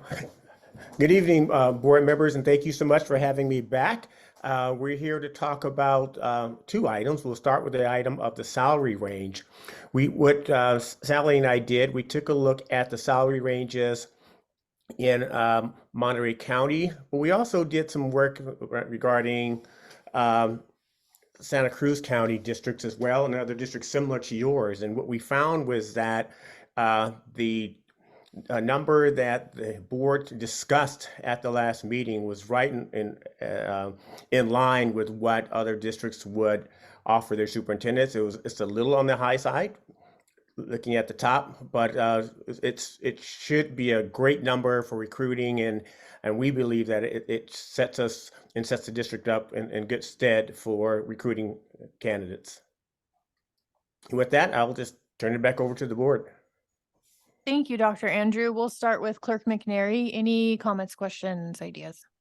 No, thank you for that additional information, Dr. Andrew. I guess at this point, given the range we have, I don't have anything additional. I'm pretty comfortable with where we're at, but if others have comments, I'm interested. Thank you. And we should note again that this is a estimate budgeted estimate superintendent salary. It may shift when we're actually going through the hiring process, but this is our kind of our starting point. Sorry, I should have said that earlier. And so now I've said that. So trustee Otmar. I have no questions. Thank you. Thank you. Trustee Brian Swanson. No questions, thank you. I don't have any questions. Trustee Hazen. Nope. No, oh my goodness. Okay, so we're gonna go out for public comment on this item. Louis, anybody raising their hand? No? Would anyone here in public like to comment on it? Okay. So I don't see anyone making their way to the podium, and Louis, you're not seeing any digital hands over there. Thank you for being so patient throughout the meeting, keeping your eyes on that. We could use a motion on this. Unless trustees, you've changed your mind and you wanted to contribute anything. Elliot, you, I'm happy to make a motion to Yeah, accept the okay. salary range of 240 to 270 as is in the packets. I will okay. second that motion. Who said that? McNary? Otmar. Okay. Thank you. Motion made by trustee Hazen, seconded by trustee Otmar. Mandy, do you mind? Swanson, Aye. Clerk McNary, Aye. Dr. Hazen, Aye. Trustee Otmar. Aye. Trustee Brian Swanson. Aye. Thank you. Okay, motion passes unanimously. Thank you all so much. Moving on to item E, and Dr. Andrew is still here, so he's going to do a brief overview on superintendent draft job description, which is in our packet on page 135. So it's online. And there's also hard copy versions of that out here in the lobby if anyone wanted to reference that. So go ahead, Dr. Andrew. Okay, first of all, I would be remiss if I did not give congratulations and thanks to both Mandy and Louis for the work that they've done behind the scenes regarding their responsiveness, their ability to provide their expertise, not only from a logistical perspective, but also from a technological perspective. They've been outstanding, and we work with a lot of districts, and I want to say that you guys are very fortunate to have, as you already know, these two outstanding individuals who are doing the work for us. So thank you two so much. Tonight, we want to talk a little about the position description, and let me take you through just a little bit about what we were doing. As you know, both Sally and I, we conducted an online survey, and you had about 280 respondents on the online survey. But in addition to that, there were hundreds of actual comments on the survey.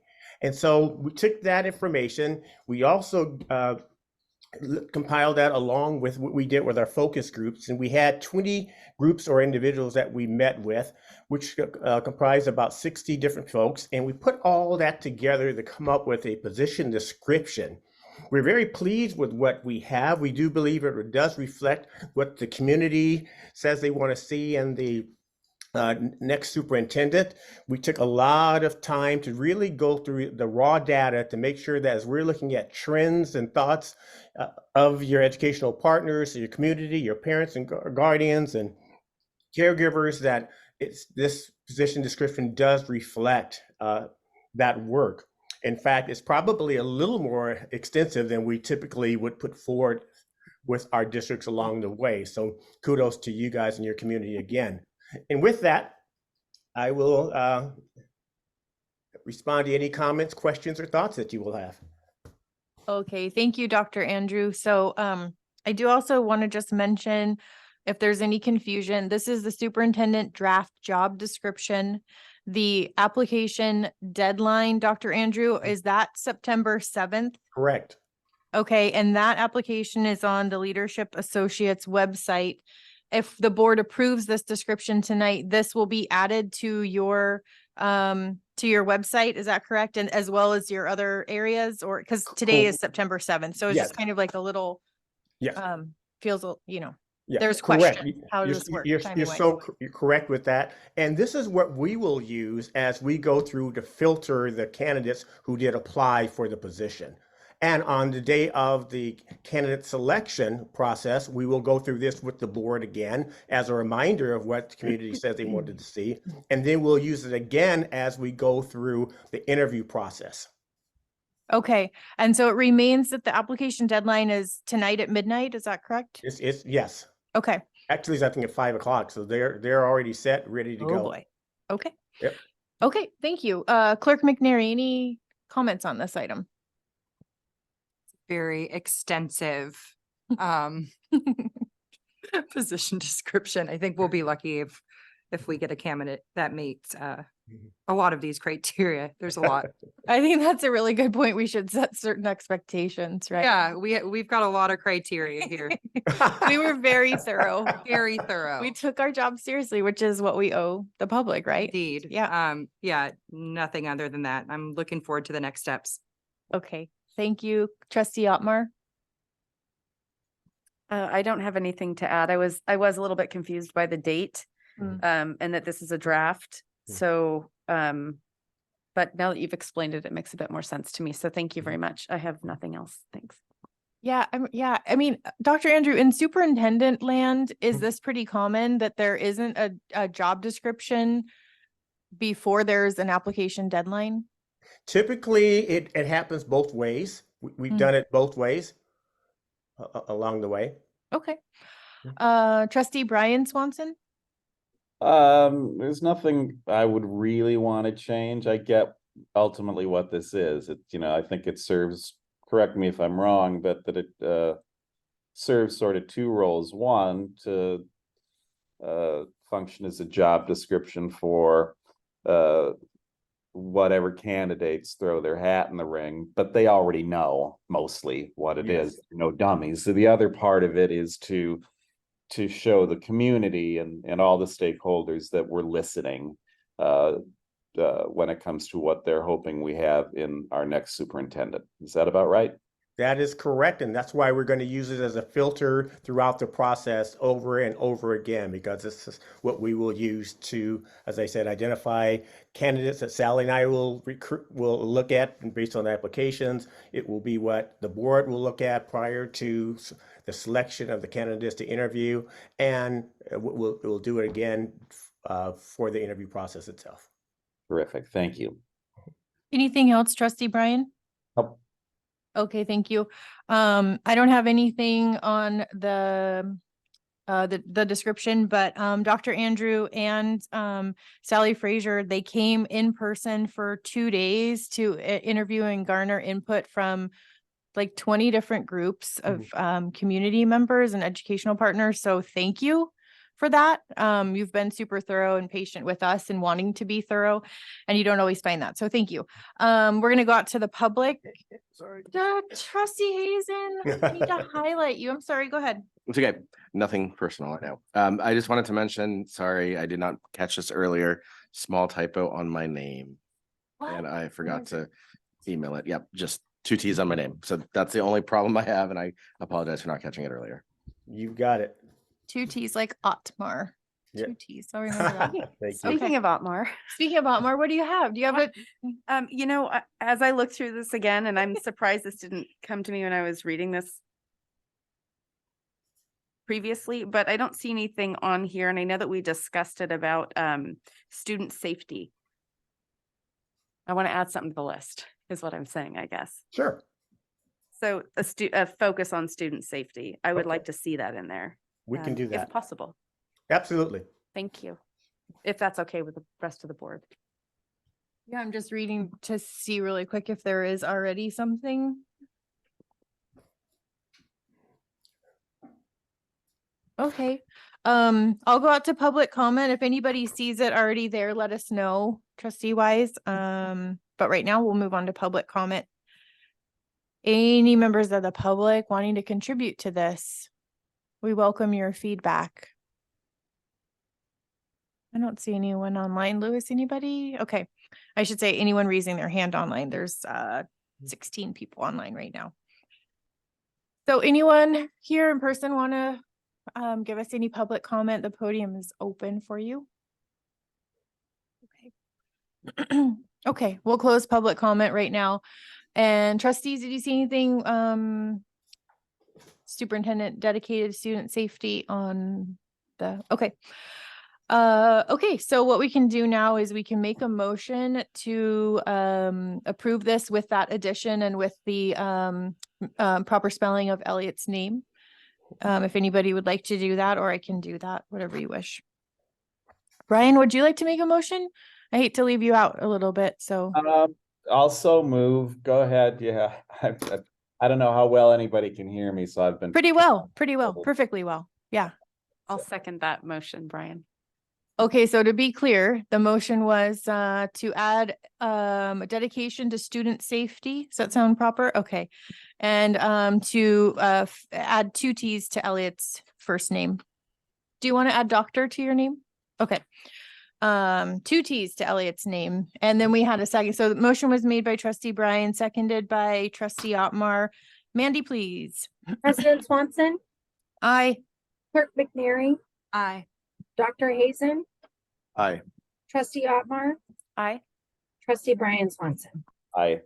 Thank you. Thank you. Motion passes unanimously. Action item F, next one, declaration of need for qualified educators. This is Director Ariano's item, and they're making their way to the podium. So. Thank you. Yeah, needs to be green at the base. Got it. Cool. Claudia Arellano, Director of Human Resources for the school district. Tonight, we're bringing forward to you the Declaration of Need, which is a prerequisite by the California Commission on Teacher Credentialing before we can petition to hire someone with a teaching permit. This does not include the 30-day sub permit, but it's a teaching permit that will allow the individual to stay in the classroom for up to a full year. The Declaration of Need, once it's adopted by the board as an action item, has to be filed with the commission. Otherwise, we will not be able to petition for those permits. The district is the one that petitions for that type of permit. This is not something that the individual himself or herself can do that on their own. So we do this with the intent to be covered and be ready should we have the need to hire someone to cover another teacher who may go out on leave, someone who may retire kind of late in the year, and then we're scrambling trying to find someone who can cover the class, or potentially someone who resigns and we're not able to find someone that is fully credentialed.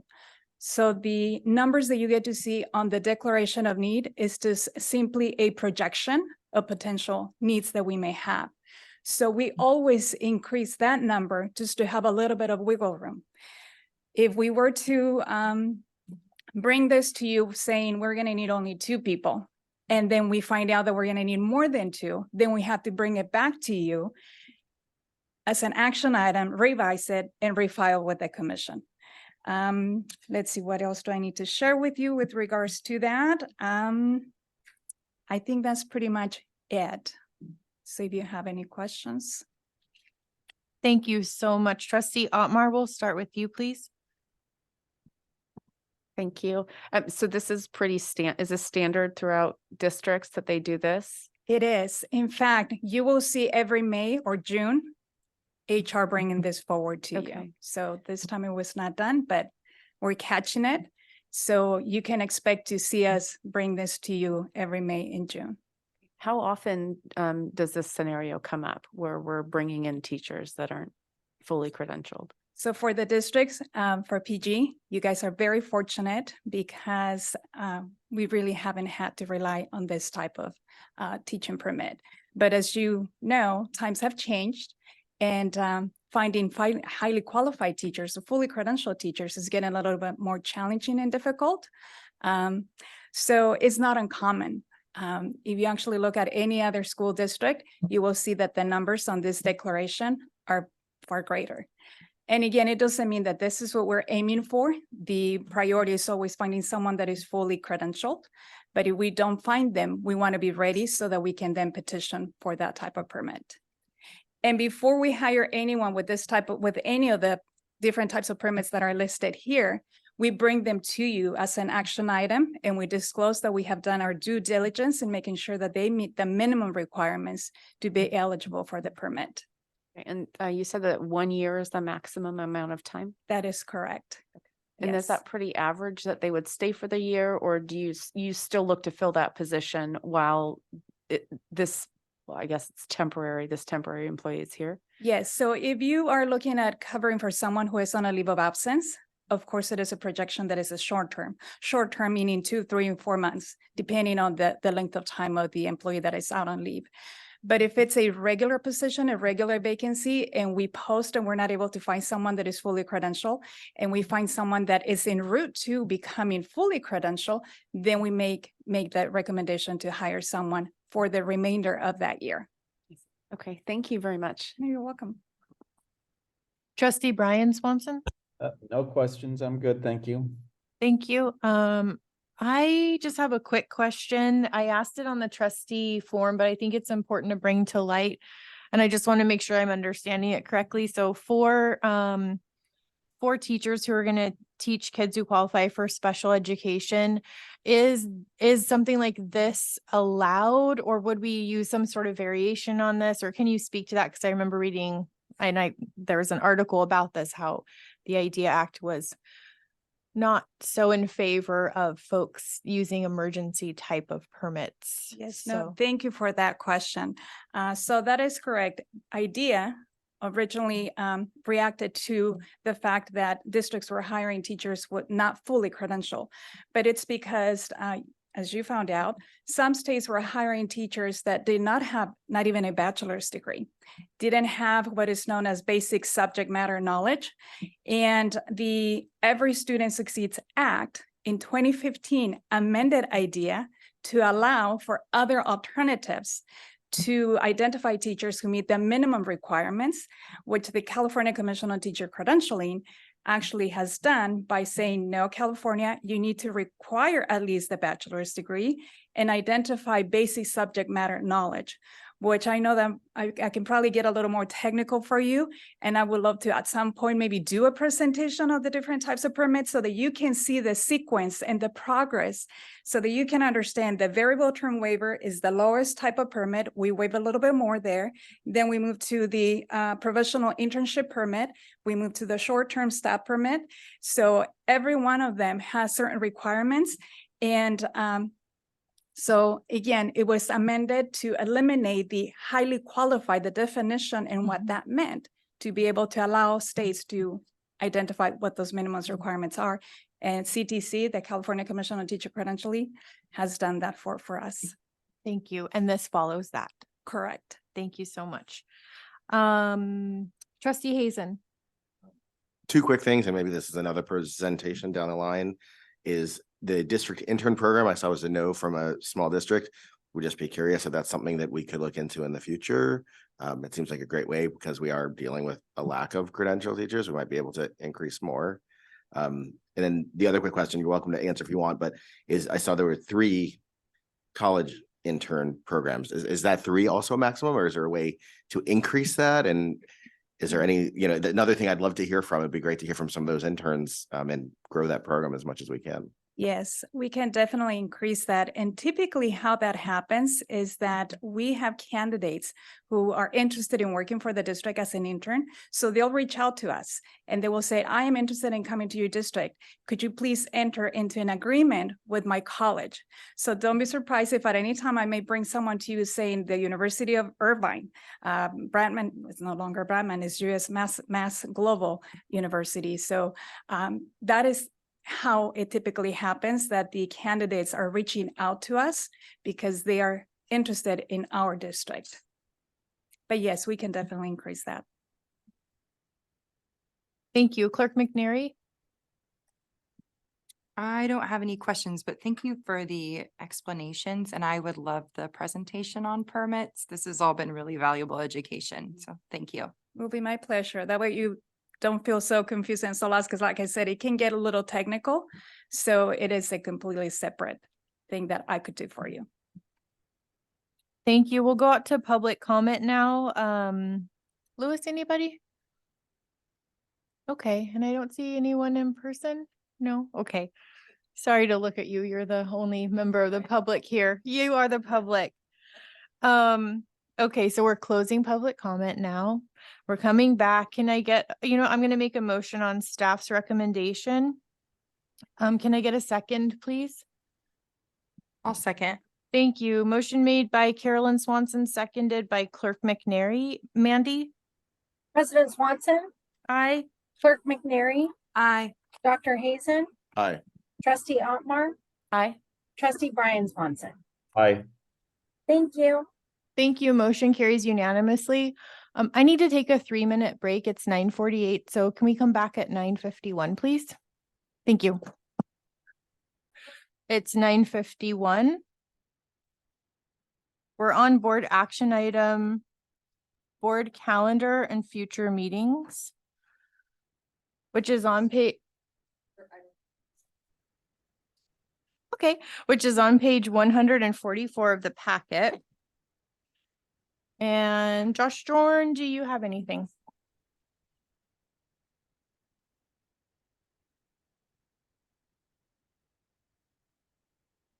Okay, ooh, excuse me, sorry. Board calendar, future meetings. We had some changes to the board calendar. If the board so desires, I will go through each one of the changes right now before we adopt the calendar. September 14th, we moved the board goals discussion instead of board self-evaluation. That's our next board meeting, special board meeting. November 2nd, we removed the PG High School course bulletin info discussion and added board goals study session. November 16th, we added PG High School course bulletin info discussion. We moved it from the 2nd. December 7th, we added a district goals update. December 14th, we added an LCAP update. March 7th, we added the TRAN, tax revenue anticipation note, for those that don't know the acronym. Williams information complaint was also moved to that date. March 21st, we added board goals study session. April 4th, we added district goals update. And May 23rd, we removed superintendent goals and added 24-25 board goals. Thank you. Trustee Brian, any questions? Only one really, and this concerns Tuesday, October 10, which I know we had all agreed to. It's become a little problematic for me. It's not impossible, but I have another conference that I was kind of unaware of or not completely in tune with. Now I know that I think the following day does not work for Superintendent Jorn. So I don't know if there's a way for us to have a discussion about that, and address it. There's no way I'm gonna miss that if we can't do anything about it being on October 10. I'll miss a day of the conference, but I did want to bring it up. I think, I'm glad you brought it up because it's really important that all 5 of us are there. We can have Mandy reach out to trustees and see, because we're also going to need to loop in the LA folks. Yeah. And we'll see what we can do. Worst case, we can't, but I'm glad you brought it up, because if it's going to add stress, we don't want to do that. So, anything else, Brian? No, just that one. Thank you. Okay, I don't have anything. Trustee Hazen? Maybe higher level procedure. I just wanted to ask a bit about start times. I don't think they have to be on the calendar, but do we have a default start time of, that happens without discussion, or because it seems like that's something that has not always been consistent. I just wonder if that's something we could discuss. That's a good question. So the organizational meeting of every year, which we do in December, we set the regular board meeting start time for open session, which this year is at 6:30. So that time is it's in stone, we'll say. Closed session though, start time for regular meetings can be flexible. But we need to start at 6:30 for the regular meeting, and that's based in being respectful to the public so that we're really consistent with our public meetings. But as far as start timing for special board meetings, I like the idea of adding just the estimated start time. It's really great for planning, and special board meetings aren't really set forth for a specific time. So is there a special meeting in particular you're asking about? I mean, this one just brought it up too. Right now, I assume this is a 9 to 5, but it would be good to have some of those just, worked out. So the October 10th one was the first that came to mind, but Okay, special meetings, add timing. Yeah, okay. Mr. Jordan, is that reasonable? Absolutely. And we'll have Mandy coordinate time with the trustees for special meetings. Okay, thank you. Clerk McNary. And just something worth noting on the timing, when we added in like our working on our board district goals, whatever we ended up calling them, we shifted some of the required items for our regular meetings and took a regular meeting that will now be dedicated to board goals. So we didn't add in more meetings. We'll just be utilizing them differently. hopefully productively, Effectively and efficiently. all those things. Okay. Thank you. Trustee Hazen, did you have anything else? Okay, Clerk McNair. Oh, I was on Clerk McNary, actually. Okay. Okay, Trustee Otmar? I really, I don't have anything to add to that. The only thing for me would be my work schedule. So, once that's set, it's set. So, that's 6 weeks out. Okay, so it's beneficial for you to have this calendar and for us to stick to it as much as we can. As much as possible, because I don't Okay. want to have to miss meetings. You know, Yeah, because that makes sense. work. Sure. I had a couple notes here. Let's see.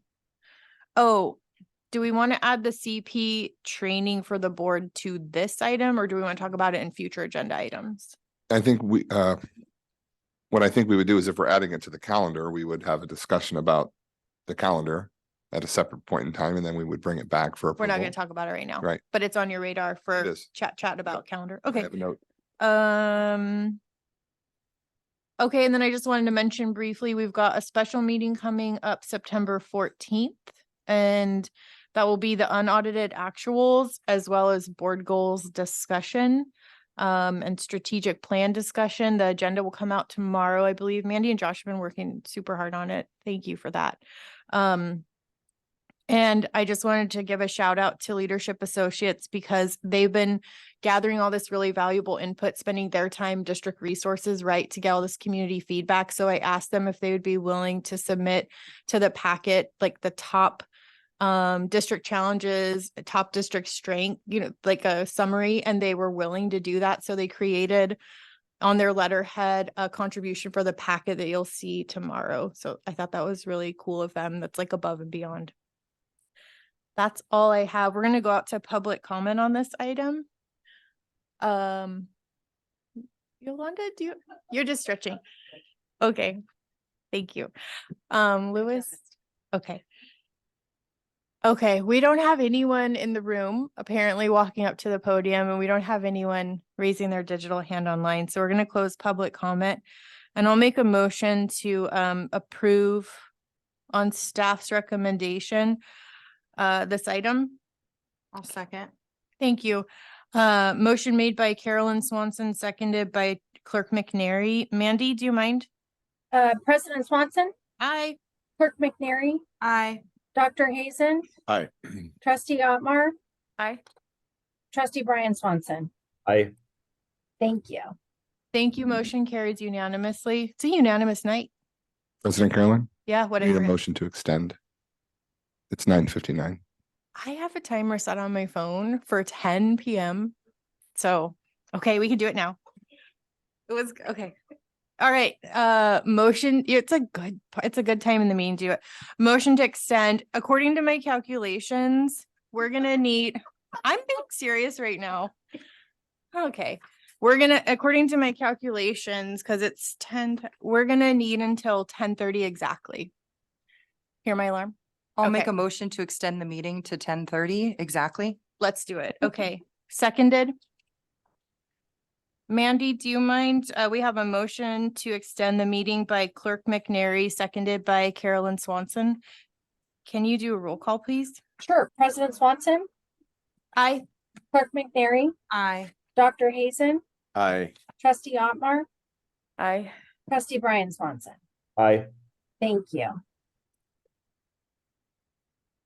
Okay, motion passes unanimously. Let's rock and roll. Okay, board policy updates. This item is information discussion item. This is a nice little packet of CSBA updates as well as our own local policy updates, some ARs, possibly no superintendent Rs, right? Josh, you're laughing. No SRs. I don't- Yeah, board regulations and board policies. Thank you. And it's in the packet starting on page 149 and goes for several hundred pages. So policy committee has reviewed. It's on the agenda as an info item. Once we approve it tonight, it'll come onto the agenda as an action item. I'll go around and see if anybody has anything. I don't. President Carroll. I, myself and Clerk McNary are on the policy committee. So we have reviewed these couple times now. So trustee Hazen, do you have any questions, comments? Okay, clerk McNary, Nothing. trustee Otmar, Nothing for me. okay, trustee Brian, Thanks. none, thanks. Okay, we're gonna go out to public comment on this. Anyone wanting to comment? Okay, I don't see any digital hands or in-person bodies moving up to the podium. So we're gonna close public comment. I don't want to do it. I mean, I don't want to take anyone's chance away, but it just, I don't see anybody. So on board direction, would we all agree that we would like to have these come back as an action item? I would say yes. Trustee Hazen? Yes. Okay, trustee Otmar? Yes. Trustee Clerk McNary? Okay, trustee Brian?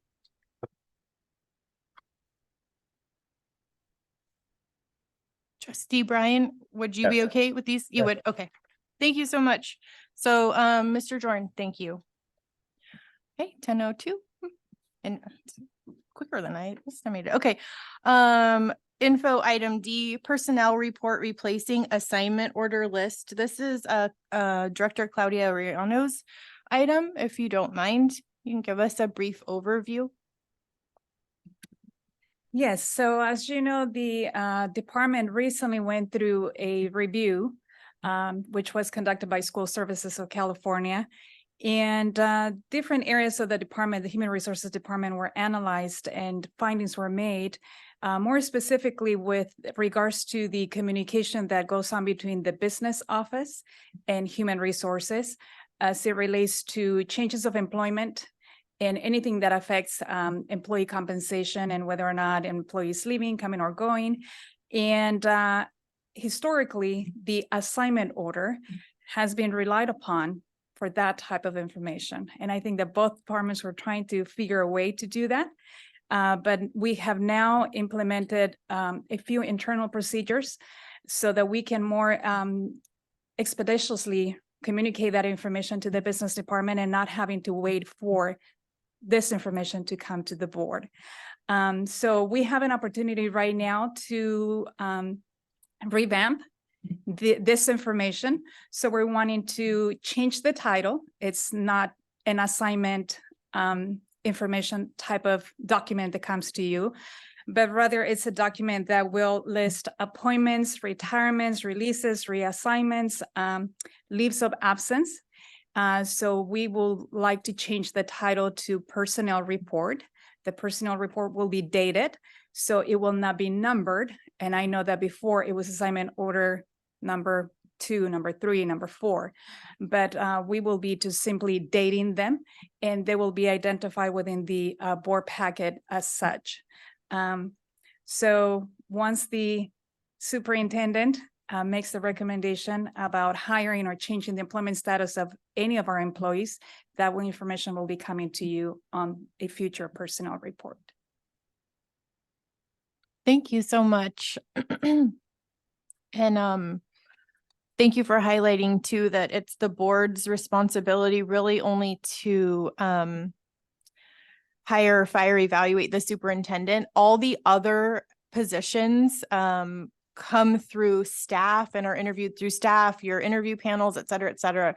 Because I know as a trustee, people will message me and be like, I applied for a position. I'm like, okay, I have nothing to do with it. And we shouldn't, right? We're trustees elected to be policymakers and oversight, et cetera. So this is excellent. Thank you for making it so succinct. That's all I have. Trustee Hazen. Thank you. This sounds great. Clerk McNary. Thank you. Trustee Otmar. I don't have any questions, but thank you. Trustee Brian. No questions. Thank you. I don't have anything further. We'll go out to the public and see if they have anything to say. We've got no one raising their digital hand and no member of the public actually remains in this room right now, even though staff could comment as a member of the public. Okay. With board direction on this item, I would feel comfortable moving forward with this, going forward. And Claudia, thank you so much for like letting us know about it. and putting it in the packet. And now we know that it will be implemented on the next one instead of us opening the packet and wondering like where the form came from. I really appreciate that process. So thank you. I'm not trying to talk long to make it 10:30. It's 10:06. We're going to get done way before 10:30. Okay. Please. So, yes, no, absolutely. I wanted to make you aware of it. I did not want to change something on you, especially when it's new and just kind of learning about the format of it. And I agree with you. You have the toughest job and the most difficult hire, which is to find the right superintendent for the district. Thank you. Yeah, your process is noted and appreciated. Okay, board direction, we're all comfortable with this moving forward. Brian, are you okay with it moving forward? Yes. Yes. Okay. Thank you so much. Moving on to future agenda items. E, we'll start with Clerk McNary. It's 10:07. I don't have anything to add at this time. Great. Trustee Otmar?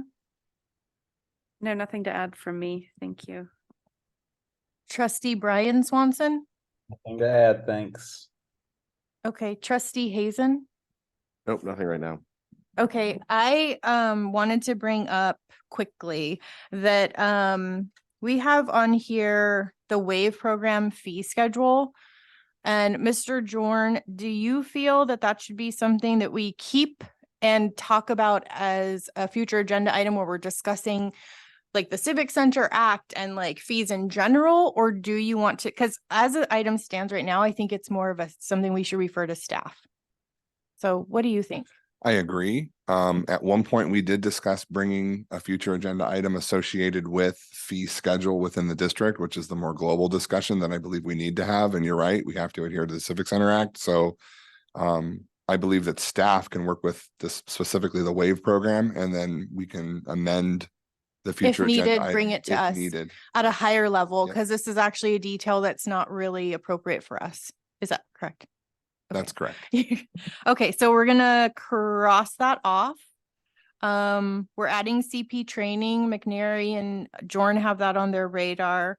The subcommittee with the City of Pacific Grove, I'm wondering if we can move that to our organizational meeting in December, right? Because that's when we assign committees. What do you think? That would make sense. It would, Okay, yeah. so I guess we'll keep it on, but we'll put in parentheses organizational meeting or whatever, December, mid-December, whenever it is.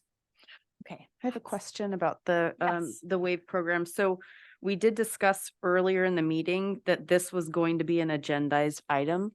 So I just want to make sure that Actually, I think what I said was that it's on our future I'm agenda sorry, list yes, and that we'll it was talk on the about it future during agenda. future Okay. agenda. Yeah, so it's not it's not in our a purview. board item Okay. at this point. Civic Center, like the fees in general could be a board item if needed. But is that right, Mr. Jordan? Yeah, that's correct. Yeah, the Okay. board would look at fee schedules moving forward. The board was instrumental in developing, I mean, along with the district back when they developed the fee schedule associated with facilities use.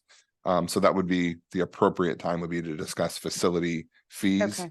and a potential revision, because I see again, what you're we're saying. the district's adherent to Civic Center. Okay, that makes sense. to Yeah, it'd me. be kind of inappropriate for not that your question's inappropriate, your question's appropriate, but it would be inappropriate for the board to discuss like an individual group Yeah. and their fees. I get that. Yeah. So thank you Yep, for asking. yep. With that, any public comment on on future agenda items? Nobody online? Anybody here in public? Do you want to? No? Okay. Closing out public comment and board direction is, I guess we should make sure all the trustees are in agreement about the changes that I was discussing with Mr. Jorn. Trustee Hazen, you're okay? Trustee Otmar? I'm fine with that. Yep. Thank you. Clerk McNary? Okay, Trustee Brian? I'm good, thank you. Okay, with that, we're adjourning at 10:10.